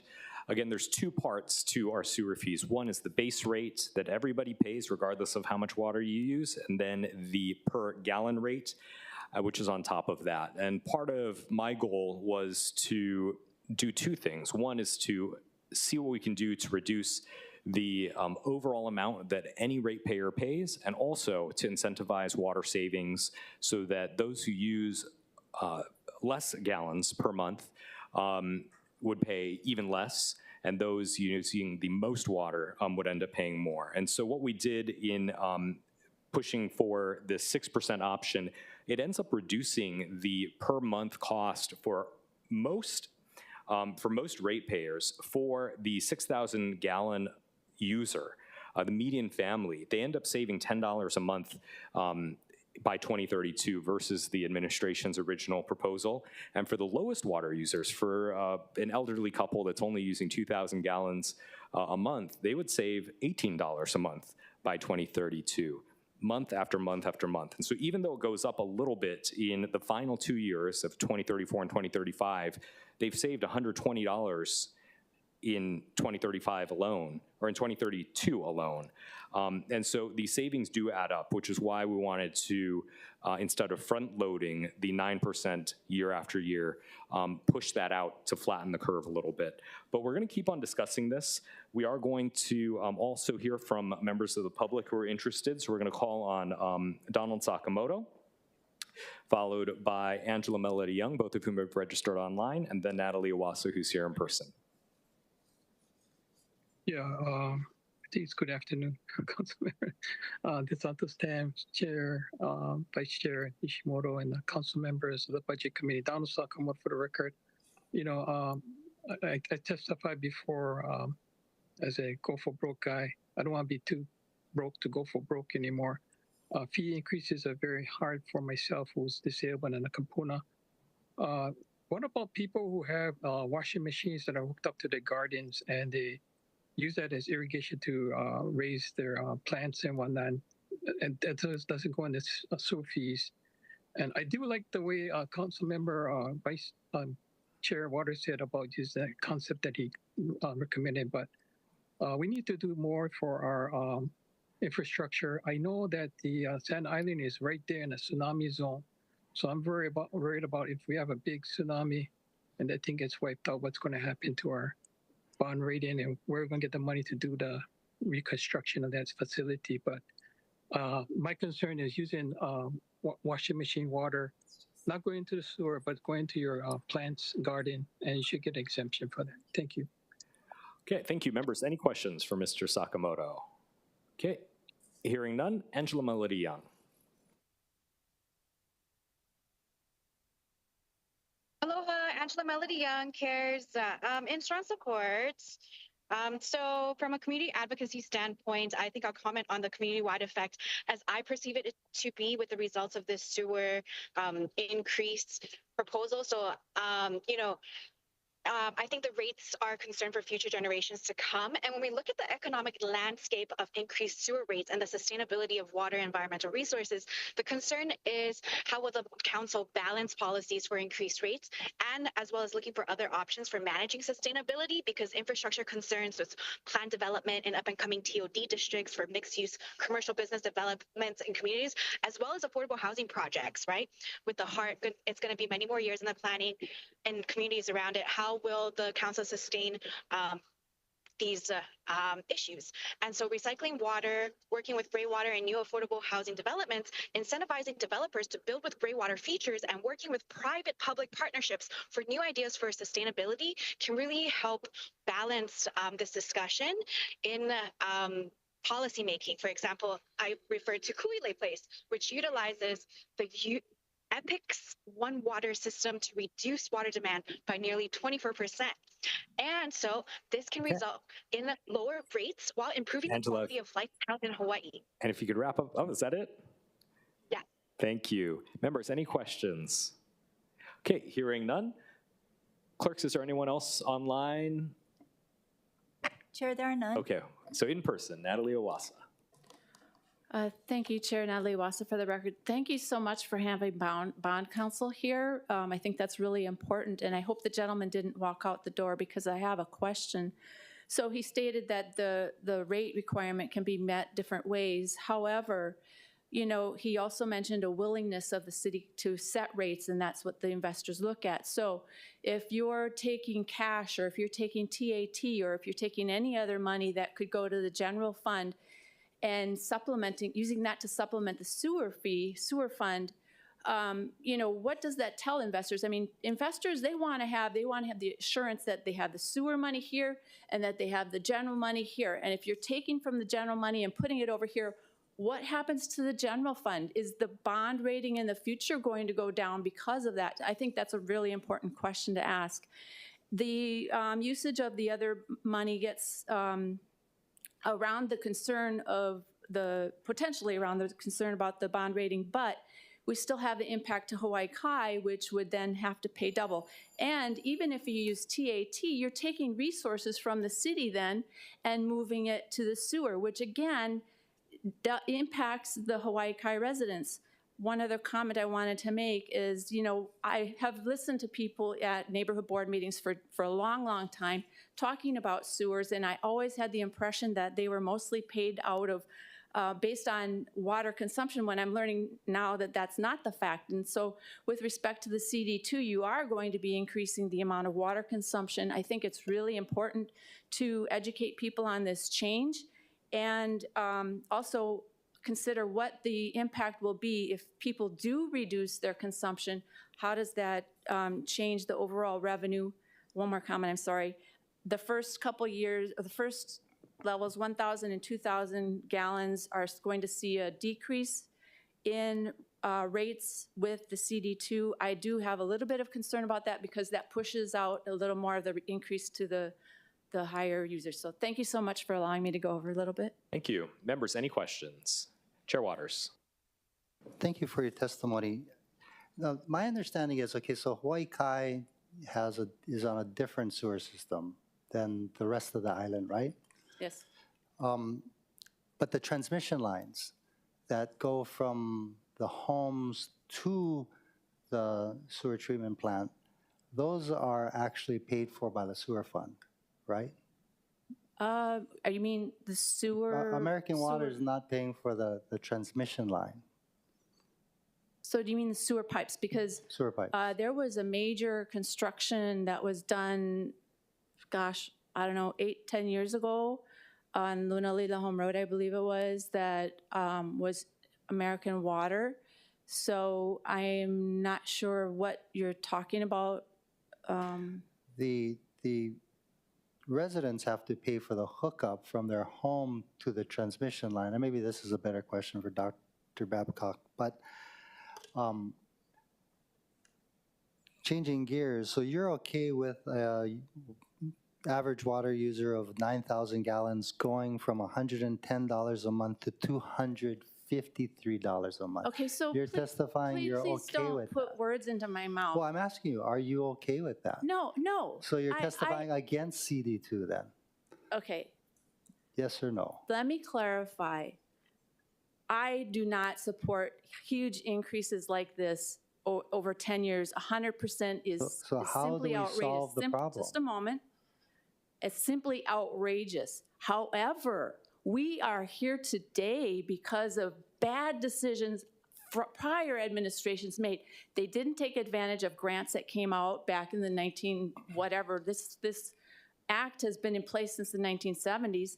And then we have about 10 years that the city didn't increase the sewer fees themselves. So do I support having a 110% increase over 10 years? No, but we are at that place because of what happened before, so we don't have much choice. No, thank you for pointing that out. That was before any of us in this room were elected or even the mayor was elected, but we're forced to deal with it now. And I'm trying to figure out a way not to put it on the backs of our local residents who already are priced out of paradise. I mean, can you imagine? This is just a 9,000 gallons a month, but can you imagine a family such as yourself, family of 4, right, who need to wash clothes for their kids, who need to make sure their kids are bathed and fed and electricity on? I mean, their water bill, their sewer bill, this is just the sewer bill, not including the water bill. That's going to be a huge expense for local families, and we're just trying to figure out a way to help them so that they're not overburdened by this one bill. I mentioned this before, you know, every time I register my 2004 Toyota Tundra, that 1 month just hurts. But now think about that every month. Right, so if I may, first of all, 9,000 gallons a month, even 6,000 gallons a month, as a family of 4, we never hit 6,000. 1 month we did because my husband watered outrageously a lot, but we, you know, family of 4 with a yard, single family home, our typical usage is around 1,000 gallons per person, 4,000 gallons per month. So when you're talking about somebody using 9,000 gallons a month, unless they have 10 kids, I don't understand what they're doing with that water. Second, please, if you want to make it equitable for Hawaii Kai, if you want to use the general funds, then I would propose that you have a special credit for Hawaii Kai residents on their real property taxes. Then yes, by all means, go ahead and use the TAT, go ahead and use the extra cash in the general fund, as long as it doesn't impact the bonds. So at 4,000 gallons a month, it's going to go up from $92.37 to $163.83. To me, that's not acceptable. That's too high. But I appreciate your opinion. Thank you, Chair. But Dr. Babcock, who does take care of the transmission lines in Hawaii Kai? Yeah, so the entire system is private, so that means all the collection system, all the pump stations, and the treatment plant is all privately owned and operated by Hawaii American Water. Okay, thank you. So they get separate bill. They're a PUC regulated just like other utilities. Yeah, thanks. Okay, thank you. Okay, members, other questions? Okay, seeing none. Thank you, members. Again, this is going to be a point of continued discussion. And just to clarify, I want to make it clear that in the 6% option in the CD2, a family using 9,000 gallons of water would save year after year after year, and the rate eventually catches up at the end. But in 2032 alone, or 2031 alone, they would save $30 a month versus the original plan. And so even though it gets to the end at the same rate, because we flattened the curve, there's pretty substantial savings along the way. So I just want to make sure that the public understands that math on the CD2. But we're going to keep on discussing this because there have been a number of good points brought up here. So members, final discussion on this? Okay, seeing none. The next 2 items are cleanup bills from me. We have Bill 40, which addresses fees, charges, and fines. Members, there is a proposed posted CD1 submitted by myself. The amendments are listed on the agenda. We have the Director of Budget and Fiscal Services here if he'd like to make a comment. Or maybe he's not here. Okay. While we wait for him, we'll call for testimony. Clerks, is there any? Oh, gosh. Okay, sorry. All right, backing up. Bill 60, the chair's recommendation is to postpone Bill 60, 2024 CD1 to a date and time to be determined by the chair. Any discussions, objections, or reservations to recommend to postpone? Okay, hearing none, so ordered. Now we can move on to agenda item number 3, addressing fees, charges, and fines. As I mentioned, we have a proposed CD1 submitted by myself, and the amendments are listed on the agenda. Clerks, do we have anyone registered or standing by to testify on Bill 40? Chair, there are none. Okay, there being none, Director Kawano, any comments on Bill 40? You're not obligated to, only if you'd like.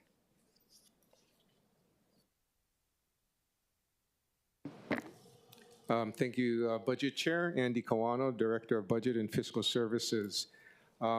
We support the updating of fees, but we do have a request from BFS and DPR in that Budget Chair consider in the CD1 amending the date to July 1st, 2026. 2 reasons.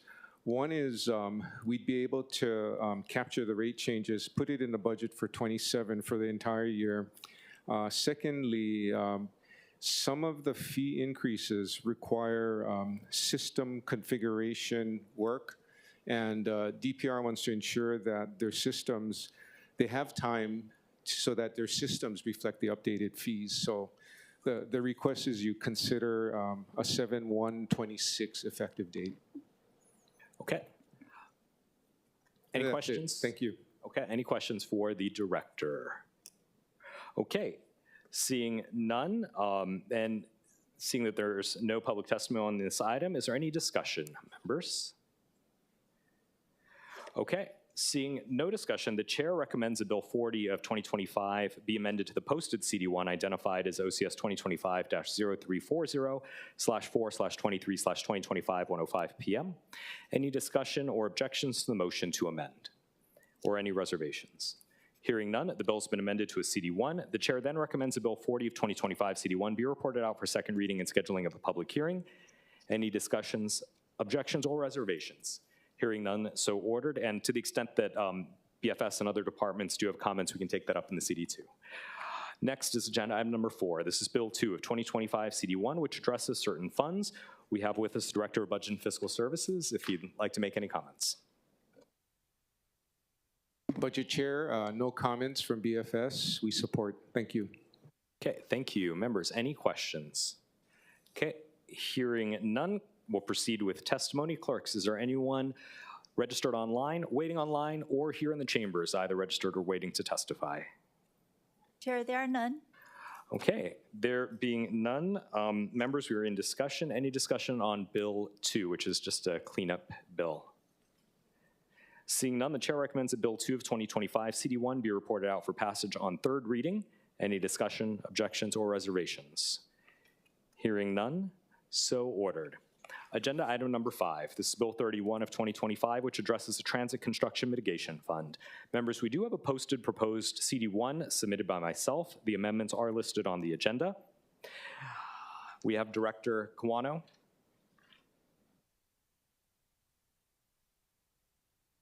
Thank you, Budget Chair, honorable members, Andy Kawano, Budget and Fiscal Services. We support most of the amendments in the proposed CD1.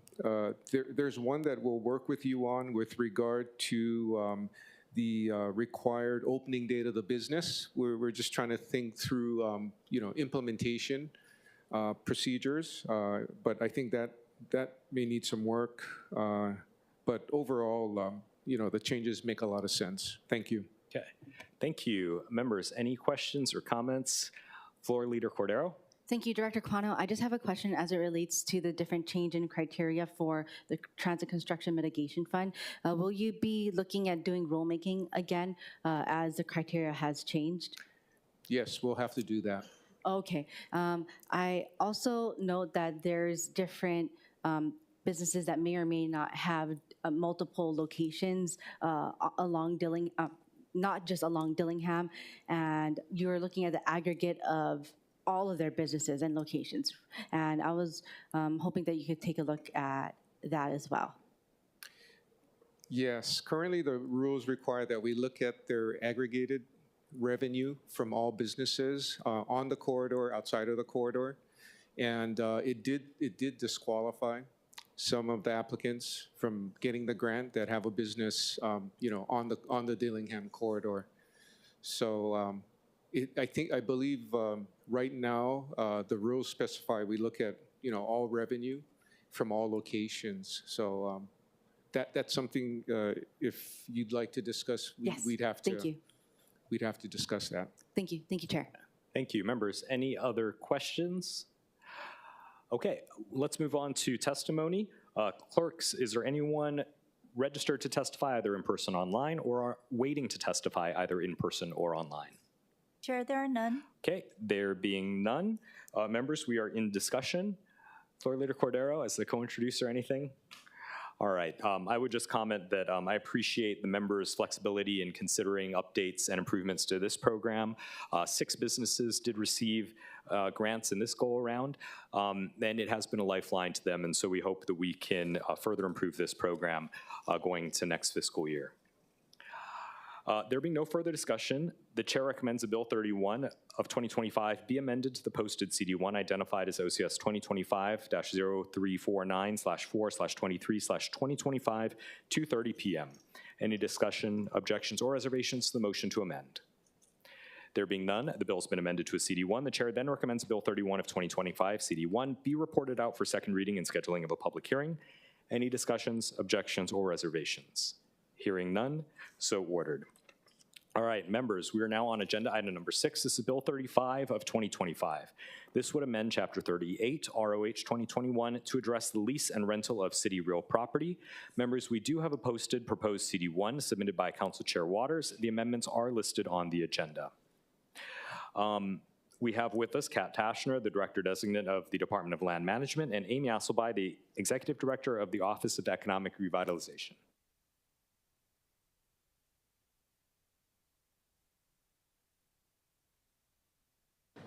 Good afternoon, Budget Chair Dos Santos-Tam, Vice Chair Nishimoto, and Council Chair Waters, and the rest of the City Council members, Kat Tashner, Director Designate, Department of Land Management. We are in support of Bill 35 and happy to answer any questions that you may have. Thank you. Okay. Members, any questions for Director Designate Tashner? Vice Chair Water. Thank you, Chair. Did you have a chance to review the CD1? Yes. Do you have any feedback on that? Yes, so thank you for the proposed CD1. The Department of Land Management is in agreement with a lot of the proposals. There are a couple things that we'd like to offer comments on, if you'd like me to do that now. I know we're running out of time, so I'll defer to Chair, but do you think that could be done in writing? Yes. Okay, mahalo, Director. Thank you, Chair. Yeah, thank you. I'd like to follow that up just with a quick question. With regard to the things you'd like to offer comments on or things that you maybe have issues on, would you rather deal with them in a CD1 or continue discussion moving forward and deal with it in a subsequent go-around? So we'd be happy to work with you on a proposed CD2. So DLM, OER, and BFS all have comments, so I'd be happy to work with you to cobble them together into a CD2. Okay, thank you. Members, any other questions for Director Designate Tashner? Okay, hearing none. Thank you. Executive Director Asselby. Thank you, Chair. Amy Asselby, Executive Director of the Office of Economic Revitalization. Same as Director Designate Tashner, we have some comments that we submitted. We included a presentation with some information about OER's interest in the legislation itself, and we can send that in writing to you, Chair, and share further information with the committee members as necessary. Okay, thank you. And for the public following along, as well as council members, OER's presentation on this is Mayor's Message 67. Members, any questions? Okay, thank you. Okay, members, let's go to public testimony. We have a couple of people who have registered to comment on this. We have Eliza Talbot, followed by Kieran Polk, followed by Namfu. Do we have, oh, Eliza's online. Eliza, please proceed. Aloha, Chair. Thanks so much for the opportunity to testify. Aloha, council members. Eliza Talbot, Chair of the Economic Revitalization Commission. Want to stand in strong support of this bill and thank you for considering it. Would really argue that I hope you guys will retain the economic development portion of this bill. You'll see from the testimony there's several organizations that will indicate how difficult it is to find properties at an affordable rate for economic development opportunities. And we really need that now more than ever for our local businesses. So I urge you to please support this bill and to please retain the economic development portion of it as well. And I'm here for any questions. Thank you so much. Members, any questions? Okay, hearing none, thank you. We have Kieran Polk next.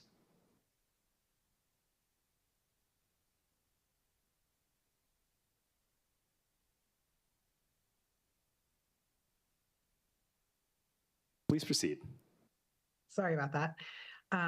Aloha, Chair, council members, Kieran Polk, and I'm the Executive Director and CEO of the Kapolei Chamber of Commerce. And we stand in strong support of this measure.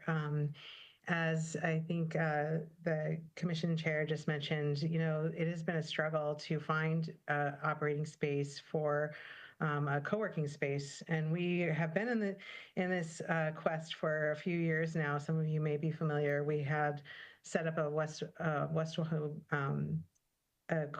business revitalization task force, and we are trying to open up a West Oahu economic innovation entrepreneur center. Excuse me.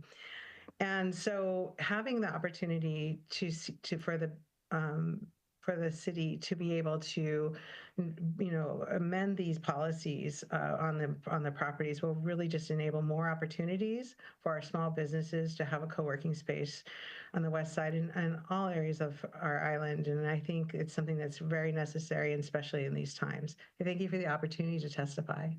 Mahalo. Okay, thank you, members. Any questions for Ms. Polk? Okay, hearing none, we'll proceed to Namvu, who's here in person.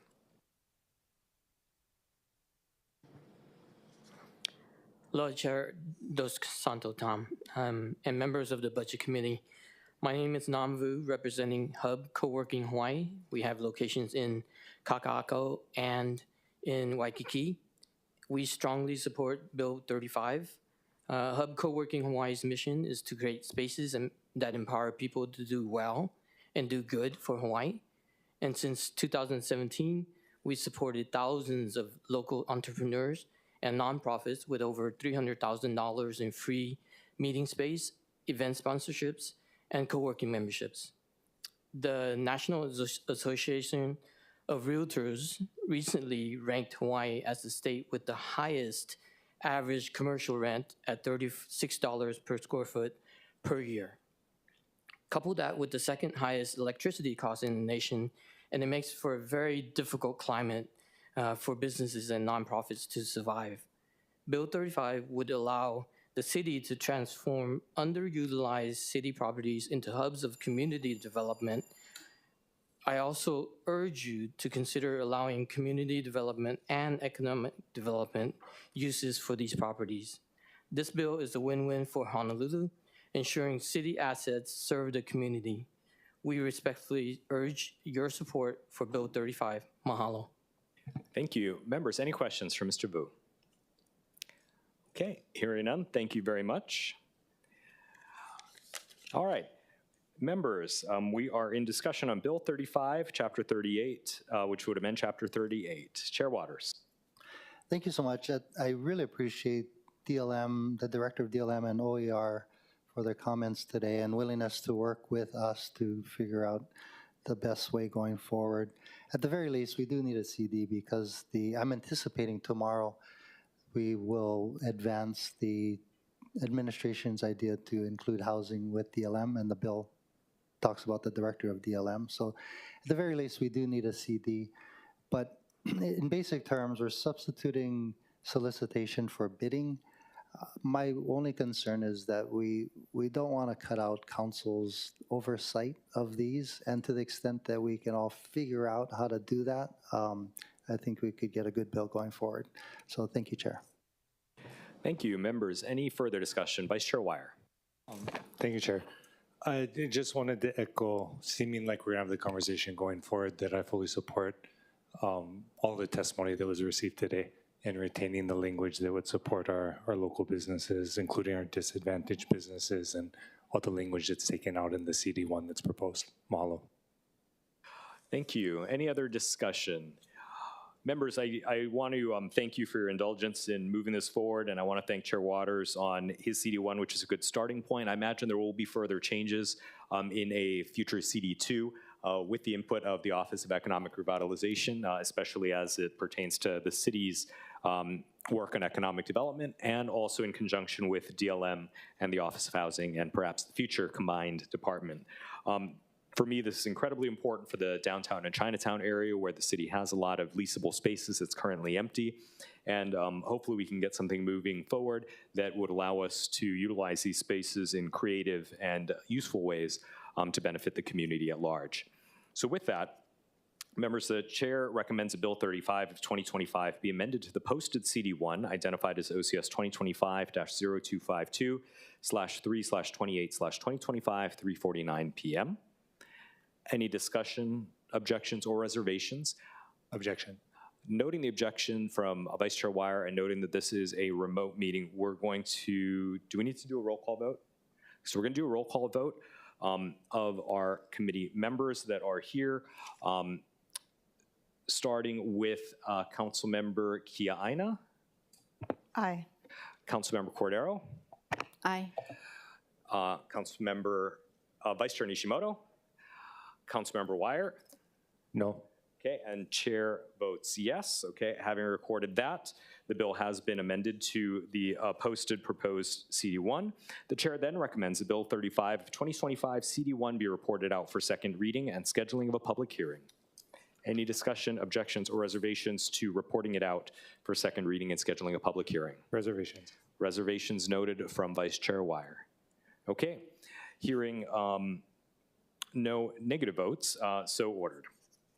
All right, members, agenda item number 7. This is Bill 36 of 2025, addressing economic and revenue downturns and emergency situations. We have with us the Director of the Department of Budget and Fiscal Services, Andy Kawano.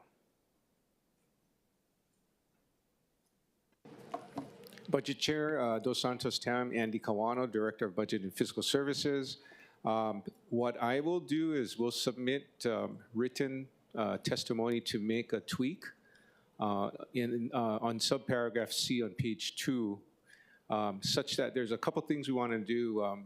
Scope it so that the triggering is due to the loss of federal funding, make that clearer, and then secondly, ask council to consider not requiring that we go through a budget process or supplemental budget process to implement an appropriation, such that with Mayor's emergency declaration, an appropriation to expend the funds would be essentially automatic at that time.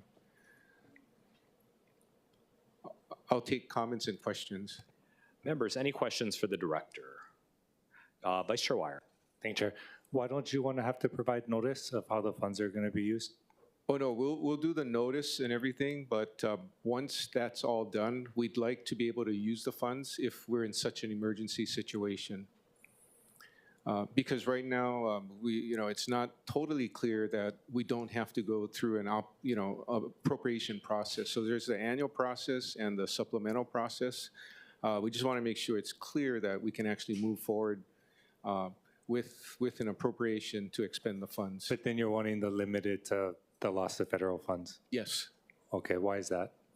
want the scope to be more specific to the use of those funds. We value building our fiscal stability fund, and we would prefer that with regard to C, subsection C, that has a sunset date, it's specific to backstopping the loss of federal funds. Okay. Sounds good. Thank you, Chair. Okay, thank you. Members, any other questions? Okay, seeing no further questions for the director, we'll go on to public testimony. Clerks, is there anyone who's registered to testify on this item or standing by to testify on this item? Chair, there are none. Okay, there being none, members, we are in discussion. Members, I do want to thank both the introducer of this measure, Vice Chair Wire, as well as Chair Waters, who introduced a similar measure, both dealing with the not only likely scenario, but the scenario that's already happening about the city losing federal funding. We've already lost $11 million, and there probably is much more that's coming our way, and so having some flexibility I think would be beneficial, but I'll turn it over to Vice Chair Wire for comments. Thank you, Chair. Yeah, as mentioned, I think the amendments that Director Quano wants to introduce are already in the bill that they had submitted by request to the council. So I'll defer to the committee, because if that's the preference, maybe the other bill is more appropriate. I think our measure was simply being more reflective of the situation that we're in and positioning the city to be able to respond to whatever arises over the next few years in the event that this council is suspended for any reason, there's any type of executive action that ceases city government functioning. We just thought it would be best, for the mayor to be able to respond as quickly as possible. Again, the safeguards in the Bill 36 are a little more strict than the other version, in that it requires notice to be filed. But I'll defer to the committee. But we simply wanted to have a measure that prepared us to respond as situations come up, because we know that a lot of these situations can happen very rapidly, and we know that in the past couple of weeks things have been accelerating as well. So mahalo. Okay, thank you. Members, further discussion on this measure. Councilmember Kiaina. I wanted to find out then, with regard to the administration's recommendations, were we going to include it now or at a future hearing? I'm inclined to include them in a future hearing. This is the first committee hearing on this particular measure. Okay. And since then, they're the implementers, so I appreciate us trying to give them the tools necessary, but if they're going to be implementing it, then I would like to have their recommendations incorporated to any final measure. No, I appreciate that, and I agree that, given that they will be implementing this, it is important to do. So I would encourage those of you, including the introducer of the measure and Councilmember Kiaina, as well as Chair Waters, to work on proposed CD2 language for the May 27th council hearing. Okay, members, any other discussion on this matter? Okay, hearing none, the chair recommends Bill 36 of 2025 be reported out for second reading and scheduling of a public hearing. Any discussion, objections, or reservations? Hearing none, so ordered. Thank you, members. We are moving fairly quickly through the rest of the agenda, which I appreciate. So we're on agenda item number 8. This is Bill 4, 2025, CD1, relating to sponsorships. Members, at our March 4th meeting, we amended the bill to a CD2 version transmitted by Mayor's Message 31. We now have a posted proposed CD2 submitted by Councilmember Cordero. For your information, those amendments are listed on the agenda. We have with us the Deputy Managing Director, Krishna Jairam, who, if you'd like to offer comments. Good afternoon, Budget Chair Dos Santos-Tam and council members. We remain in strong support of this measure. We are in complete agreement with the council that we do need to find additional ways to create revenue streams for the city. And we again thank the council and Councilmember Cordero in particular for introducing this bill. Thank you. Okay. Members, any questions for the Deputy Managing Director? Okay. Seeing none, clerks, is there anyone who is registered to testify either in person or online, or standing by either in person or online to testify? Chair, there are none. Okay, there being none, I note that we did receive testimony from the Outdoor Circle, which had some detail in their testimony. Members, we are in discussion. Floor Leader Cordero, any comments? Councilmember Kiaina, Chair Waters. Okay, I will make one comment. I am inclined to adopt the posted CD2 with one amendment, and that's going to be to change the language about rulemaking back to shall versus may do rulemaking. I think that there are a number of issues that are going to have to be worked out in rulemaking anyway, and I think it would be important to compel the department to go through that process to hear from all the stakeholders. I will note that there are 54 instances in the ROH that require rulemaking, of which there are 12 in which the departments have not done rulemaking, even though we've said may. So I'd like to compel them to do so. Okay. Any further discussion? Okay, hearing none, give me 1 second. Okay, so the chair recommends that Bill 4, 2025 CD2, transmitted by Mayor's Message 31, be amended to the posted CD2, identified as OCS 2025-0350/4/23/2025, 3:22 p.m., and be further amended to incorporate the additional amendments discussed today, specifically dealing with rulemaking. Any discussion, objections, or reservations? Hearing none, the bill has been amended to a CD2. The chair then recommends Bill 4, 2025 CD2 be reported out for passage on third reading. Any discussions, objections, or reservations? Hearing none, so ordered. Thank you, members. Next is Bill 18 of 2024, removing ordinances relating to pound masters. Members, we do have a posted proposed CD1 submitted by myself. For your information, the amendments are listed on the agenda. We have with us Kim Hashiro, Director of the Customer Services Department, if she'd like to provide comments. While she's coming up here, clerks, do we have anyone registered to testify, either remotely or online, or anyone standing by remotely or online to testify? Chair, there are none. Okay, is there anyone who would like to testify on this matter who's standing by? Okay, hearing none, Director Hashiro. Aloha, Budget Chair Dos Santos-Tam and members, Kim Hashiro, Director for the Department of Customer Services.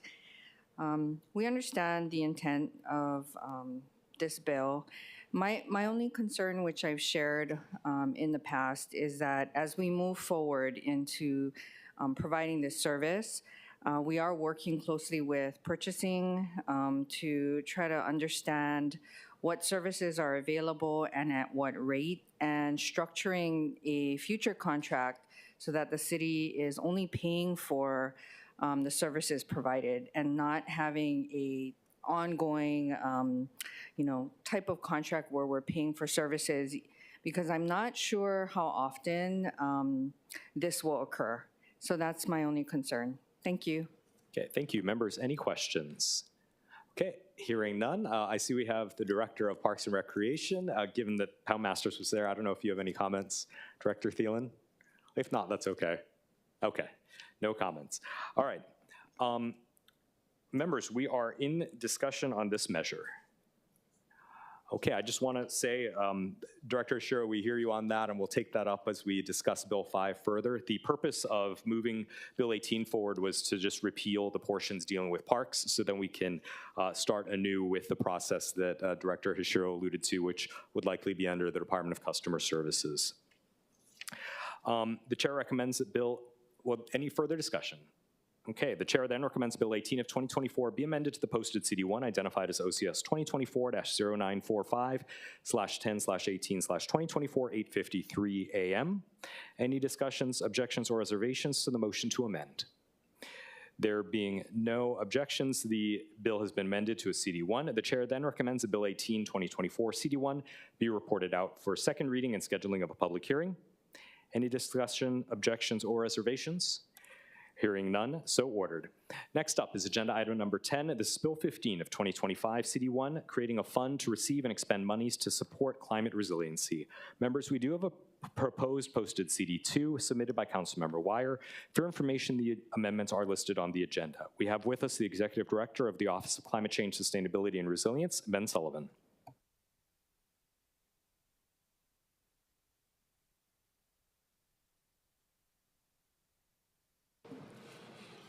Thank you, Budget Chair Dos Santos-Tam and members of the committee. As we all recognize, this bill and the charter amendment itself are all well-timed, and that the administration is really eager to ramp up both our planning and implementation for adaptation projects and to accelerate our partnerships across the community for increased resilience.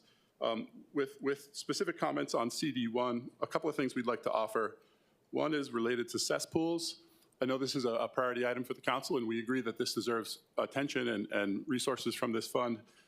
It came to our attention that the Department of Environmental Services is currently conducting analysis on interconnections for all existing cesspools and really trying to answer the question about conversions, looking at the 2050 deadline.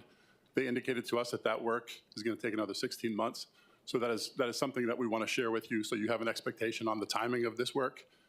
Secondarily, we looked at the data from the Department of Health and want to just comment that of the 10,000 plus cesspools on island, only 750 of them are priority 1. So our recommendation would be to consider focusing on the priority 1 cesspools first, because those are the ones that have the greatest impact in nearshore waters. So happy to discuss that if the committee is interested in that. That's all on CD1. Chair, happy to offer comments which we submitted on CD2 if you'd like. Yes, please. Okay, so with regards to the split of funding, we had originally submitted testimony proposing a 60-40 split for internal and external projects. We understand the council's desire to split to go to 50-50. One small amendment we'd like to recommend would be to put each of the 50% halves in a up to 50% category so that it's easier to determine and administer year over year. And that guarantees that that the fund is split, and then whatever isn't spent gets rolled over. So we did provide Chair with language to that effect just before, just the last hour or two. I believe that's all our comments for the moment. Any questions? Happy to answer them. Okay, members, any questions? Okay, I do have one question, just if you could clarify. So in your recommended language, it would be up to 50% of monies could be used for grants and loans to external partners, and up to 50% can be used for city facilities and on city land. And 5% can be used for administrative expenses. So would there ever be some remainder of funds? There would likely be a remainder. For the 5%, we anticipate that would come out of the whole, and then we'd be dealing with smaller holes for each of the 50%. There's certainly going to be times when the projects that are submitted don't add up to the total, and we also don't know what kind of projects we're going to get, both internally and externally every year. So those would be reasons for having less than 50%. I see. Okay, great.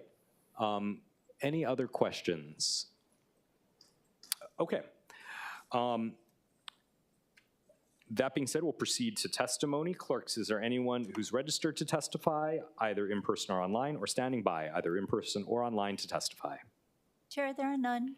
Okay, there being none, members, we are in discussion on this measure. Councilmember Kia-Ina. Thank you, Chair. As I mentioned in previous hearings, I fully support the intent of the CD1. I do have concerns over the proposed CD2. My preference is actually not to have a limitation, so I do appreciate that the administration was doing 60-40, but I actually would prefer not to even have that limitation. Funds are tight, and so I would like to think that since we're just starting this off, that we give them the flexibility, and rather than try to be mandating the percentage at this point in time. So again, I support the underlying CD1, like to get this off the ground, and I will be voting no on the proposed CD2. Thank you.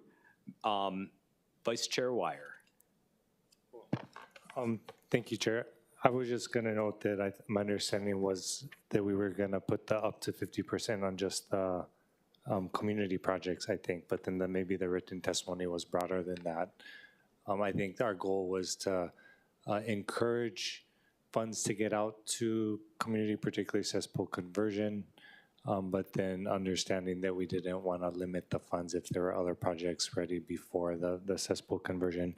I'm just noting on the CD2, you know, it's expanding to include new lateral sewer connections and other projects, I believe, or maybe that's just reorganizing, but just wanted to clarify that. Okay, for thank discussion. you. And actually, that would be a good question for the director. In your written proposal, it was up to 50% of both those buckets. It sounds like Council Vice Chair Wire would just prefer to have up to 50% on the external partner bucket, leaving the remainder flexible for city uses. Is that amenable? Yes, Chair, we'd be amenable to that. Thank you. Okay. Members, any other discussion on this? Okay. So, given that the introducer of the measure is amenable, as well as the department, to restriction of up to 50% for the external partners, as mentioned in section 6(.5)(c), what the chair would like to do is recommend that Bill 15 of 2025 CD1 be amended to the posted CD2 identified as OCS 2025-0331/4/21/2025 3:36 p.m. and be further amended to incorporate the additional amendment discussed today. Again, specifically taking the language that says at least 50% of the monies appropriated from the Climate Resiliency Fund must be allocated for grants and loans implementing climate resiliency community projects with partners and households external to the city, and changing the at least to up to. This would also imply that the remaining, the 50% or less, is unnecessary at that point. So any discussion? Yes. Objections or reservations to amending to a CD2, noting, we have to do a roll call, so let's do a roll call. Chair, just yes. Clarification on yours. So then it doesn't have to be 50%, it could be 20%. Correct. They could use 20% on external things. And, Got it. Okay. Oh. I support that. Okay, great. Oh, well, this seems to have resolved the issue then. Okay, great. So again, to clarify, the recommended oral amendment would just limit the amounts going to external partners of up to 50%, and then if they don't go up to 50% on that, the city can use that money for city projects. Okay, any discussion, objections, or reservations to the motion to amend with those oral amendments? Okay, hearing none, the bill's been amended to a CD2. The chair then recommends that Bill 15, 2025 CD2 be reported out for passage on third reading. Any discussion, objections, or reservations to the recommendation to report it out for passage on third reading?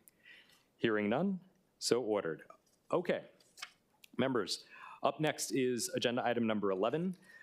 This is CC 119. This is a draft committee report on the review and evaluation of the Grants and Aid Advisory Commission. We have with us the Director of Community Services. Oh, we have the Deputy Director of Community Services, and then also the Grants and Aid Administrator from the Department of Community Services for comments.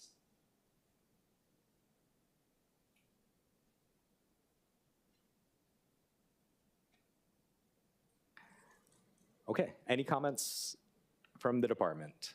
No, okay. Hearing none, clerks, do we have anyone registered to testify on this item or standing by to testify on this item? Chair, there are none. Okay, there being none, members, we are in discussion on the report of the review and evaluations of the Grant and Aid Advisory Commission. Councilmember Kiaina.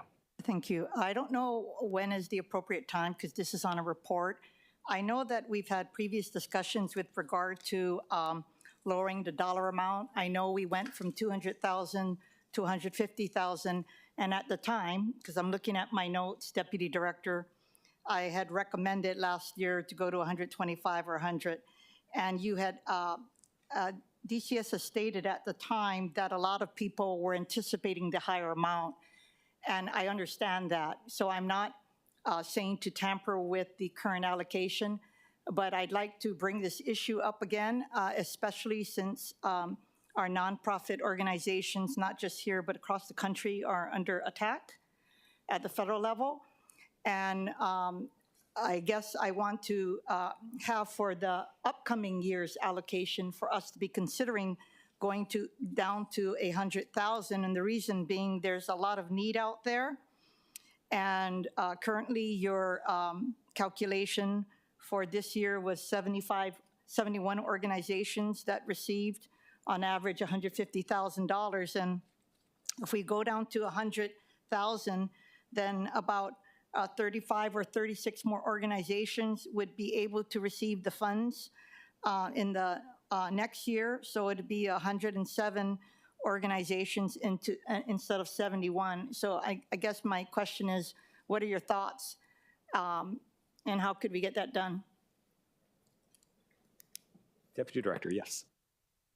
Edward Los Banos, Deputy Director, Department of Community Services. So just a correction, there's actually 85 grantees that will be funded this year at $150,000. Okay. So that's where our line is. I think we started off lower based on what the projection we get from BFS is on what the budget expectation is going to be. But we just got our final number. It's going to be 85 grantees this year. But if we decrease it to 100 for the next year, then we would be able to increase the number of recipients, correct?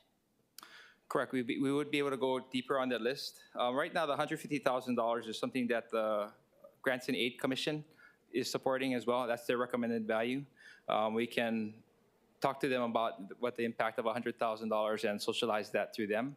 But I do like the idea of getting that message out early, so we set that expectation early on what's available. Okay, so how does this proceed then? I guess the dialogue or the actual, do you have the discretionary authority to make that, or do we have to do that via resolution? Normally it comes through the resolution. Okay, and what is our time frame for making a decision on that? The year that you're looking to affect is fiscal year 2027's grants? Yes. Because then this one, the current cycle that we're going to approve with this year's budget those activities occur in fiscal year 26, so you're looking at fiscal year 27. Oh, I actually was hoping that we could do it for this upcoming fiscal year.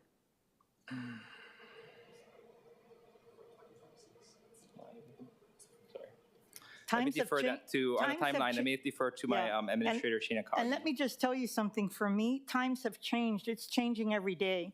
So if you asked me 3 months ago, I probably would not have been recommending this. It's getting worse every day. And so while I can appreciate that some organizations would like the 150, 100,000 is still a lot of money. And and then actually, maybe you can answer that, but my second question was, there seem to be a lot of big institutions that are receiving funds. Shouldn't we have a cutoff so that we have a threshold with regard to nonprofit organizations that don't have the capacity that these larger institutions have, and that they be the ones who are eligible to compete for this? So they're not competing with the big boys. So if you could answer those two questions.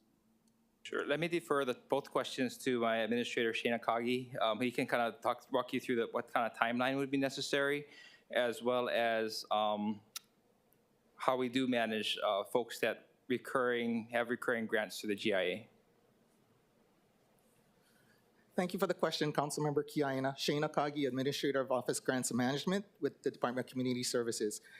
First question, if you wanted to implement the floor for FY26, that can be done in the budget bill because although the resolution guides the Commission's policies, if the Council feels that the need to reduce the ceiling to 100,000 is required, you can do so via the budget.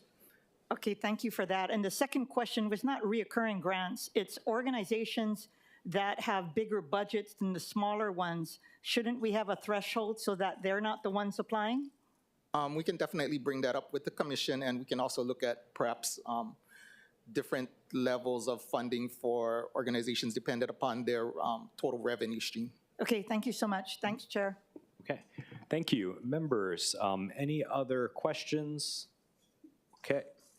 Seeing none, I Do want to note that I submitted Council Communication 129, which supersedes Council Communication 119, which makes some small further amendments to the original report. So if there's no further discussion, the chair recommends that the posted committee report be amended to include the recommendation that the charter and ordinance provisions concerning the commission be retained without amendment as detailed in Communication CC 129. Any discussion, objections, or reservations to the recommendation to amend? Hearing none, so ordered. The chair further recommends that the committee report be reported out for the scheduling of a public hearing and adoption. Any discussion, objections, or reservations? Hearing none. Okay, members, it is 12:55 right now. The Housing Committee is supposed to start at 1 o'clock. We have a number of transfer of fund resolutions, which I think we can get to in a fairly quick manner. Councilmember Wires, Chair of Housing Committee, are you okay if we just take care of these and get out of here in budget? Yeah, maybe we can postpone until 1:20. Okay, 1:20. Okay, thank you. Thank you. All right. Getting through these, agenda item number 12, resolution 25-107. This authorizes certain transfers of highway fund monies. We have with us the Director of Department of Transportation Services, if you'd like to make any comments. No comments. Clerks, is there anyone who's registered to testify remotely or in person or standing by remotely or in person? It appears we have somebody who's raised their hand. So the Royal House of Hawaii Ko Hawaii Pai Aina, if you'd like to unmute and testify on the transfers of highway fund monies. Aloha, this is the Royal House of Hawaii.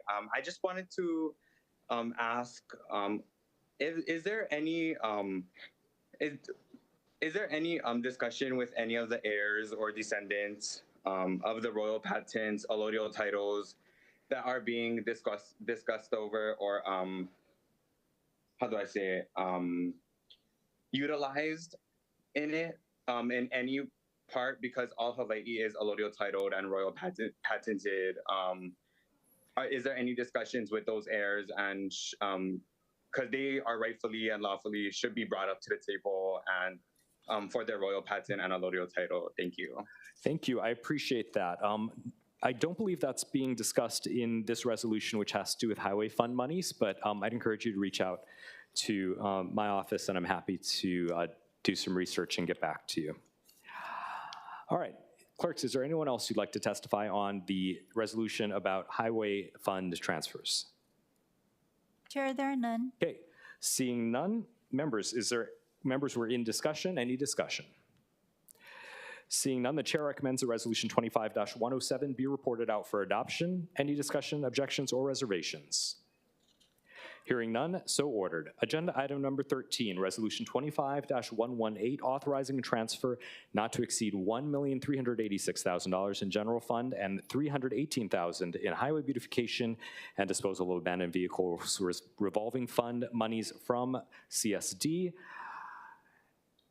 Division of Motor Vehicles Activity, to CSD's Division of Motor Vehicles Activity, going from salaries to current expenses to cover towing contracts for abandoned or derelict vehicles. Members, we do have a proposed hand-carried CD1 submitted by myself. The CD1 makes the following amendments. First, in the fourth and fifth whereas clauses and the table included in the first be it resolved clause, it corrects the name of the activity to CSD Motor Vehicles Licensing and Permits, and it also makes miscellaneous technical and non-substantive amendments. So, we have with us the Director of the Customer Services Department, if she'd like to make any comments. Comments are optional. Thank you, Budget Chair. Just really quickly, I just wanted to reassure Council that we are doing everything possible to resolve this issue regarding our towing contract and towing payments, and this will enable us to address part of that. Okay, members, any questions? Okay, hearing none. Clerks, is there anyone who is registered to testify or standing by to testify on this item dealing with the CSD fund transfer? Chair, there are none. Okay, seeing none, members, we are in discussion. Any discussion, members? If not, the chair recommends that Resolution 25-118 be amended to the hand-carried CD1 identified as OCS 2025-0357/4/28/2025, 8:15 a.m. Any discussion, objections, or reservations to the motion to amend? There being none, the resolution's been amended to a CD1. The chair then recommends that Resolution 25-118 CD1 be reported out for adoption. Any discussion, objections, or reservations to the motion to adopt? Hearing none, so ordered. Agenda item number 14. This is Resolution 25-119, which authorizes a transfer not to exceed $350,000 in general fund monies from the Department of Land Management Administration activity for current expenses character of expenditure to DLM's equipment character of expenditure to purchase a new chiller for the Kekalike Courtyard Marketplace. As the existing chiller has exceeded its useful life, we have with us the Director Designate of the Department of Land Management, if she'd like to make comments, or the Director of the Office of Housing. Thanks very much, Council Chair, Budget Chair Dos Santos-Tam, and Council members. Kevin Auger, Executive Director, Office of Housing. No comments, but here to respond to any questions. Okay, thank you. Members, any questions? Okay, hearing none.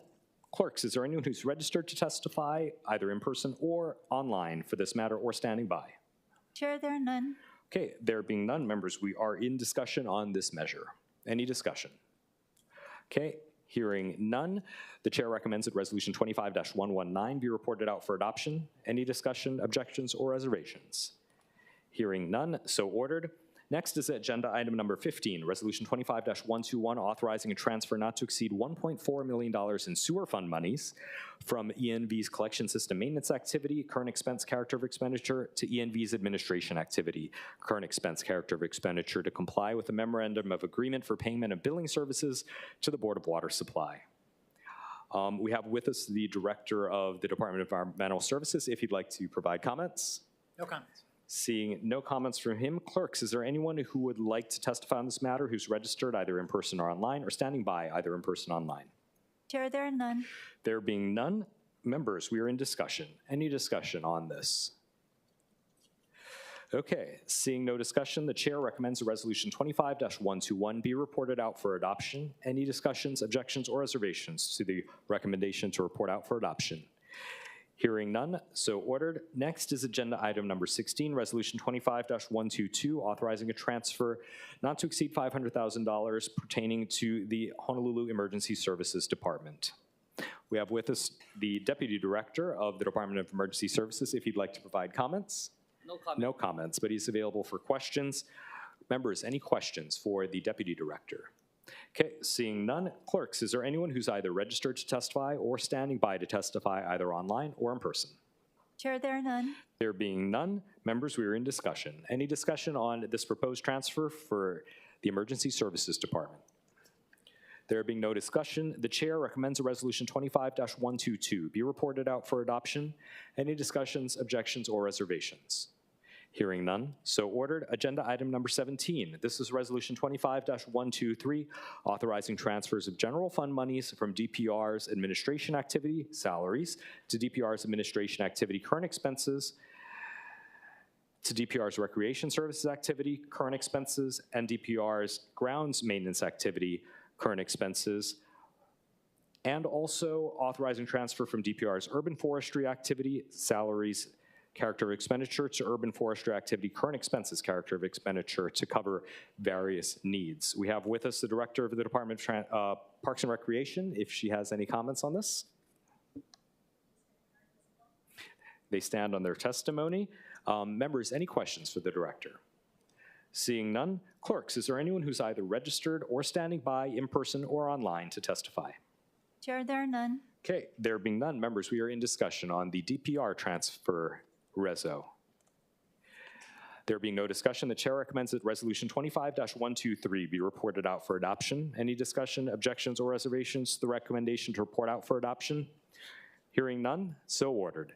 The next item is agenda item number 18, Resolution 25-127. This authorizes a transfer of $220,000 in Hanauma Bay Nature Preserve Fund monies from DPR's Recreation Services activity salaries to DPR's Recreation Services current expenses, character of expenditure. We have with us the Director. Any comments? No comments. Members, any questions for the director? Okay, hearing none. Clerks, is there anyone who's registered to testify or standing by to testify, either remotely or in person? Chair, there are none. There being none, members, we are in discussion on this Hanauma Bay-related transfer. There being no discussion, the chair recommends that Resolution 25-127 be reported out for adoption. Any discussion, objections, or reservations? Hearing none, so ordered. Agenda item number 19, this is Resolution 25-124. This authorizes a transfer from DES's auditoriums activity salaries to DES's auditorium activities current expenses. We have with us the Deputy Director of the Department of Enterprise Services, who has no comment. No comment. Okay, members, any questions for the Department of Enterprise Services? Okay, hearing none. Clerks, is there anyone who's registered to testify or standing by to testify either in person or remotely on this item? Chair, there are none. There being none, members, we are in discussion on this item relating to the Department of Enterprise Services. Seeing no discussion, the chair recommends that Resolution 25-124 be reported out for adoption. Any discussion, objections, or reservations to the recommendation to report out for adoption? Hearing none, so ordered. Members, we are on Resolution 25-125, the last item on our agenda. This authorizes a transfer not to exceed $317,000 from DES's Honolulu Zoo activity salaries to DES's Honolulu Zoo activity current expenses character of expenditure for a variety of necessary retrofits and other costs at the Honolulu Zoo. Any comments or discussion from the department? Seeing none. Members, any questions for the department? Seeing none. Clerks, do we have anyone standing by or registered remotely or in person to testify on this item? Chair, there are none. There being none, members, we are in discussion on this item. Members, any discussion? Seeing no discussion, the chair recommends that Resolution 25-125 be reported out for adoption. Any discussion, objections, or reservations? Hearing none, so ordered. Thank you, members, for getting us through this very long but necessary agenda. It's 1:06 p.m. There being no further business, the meeting is adjourned. Thank you.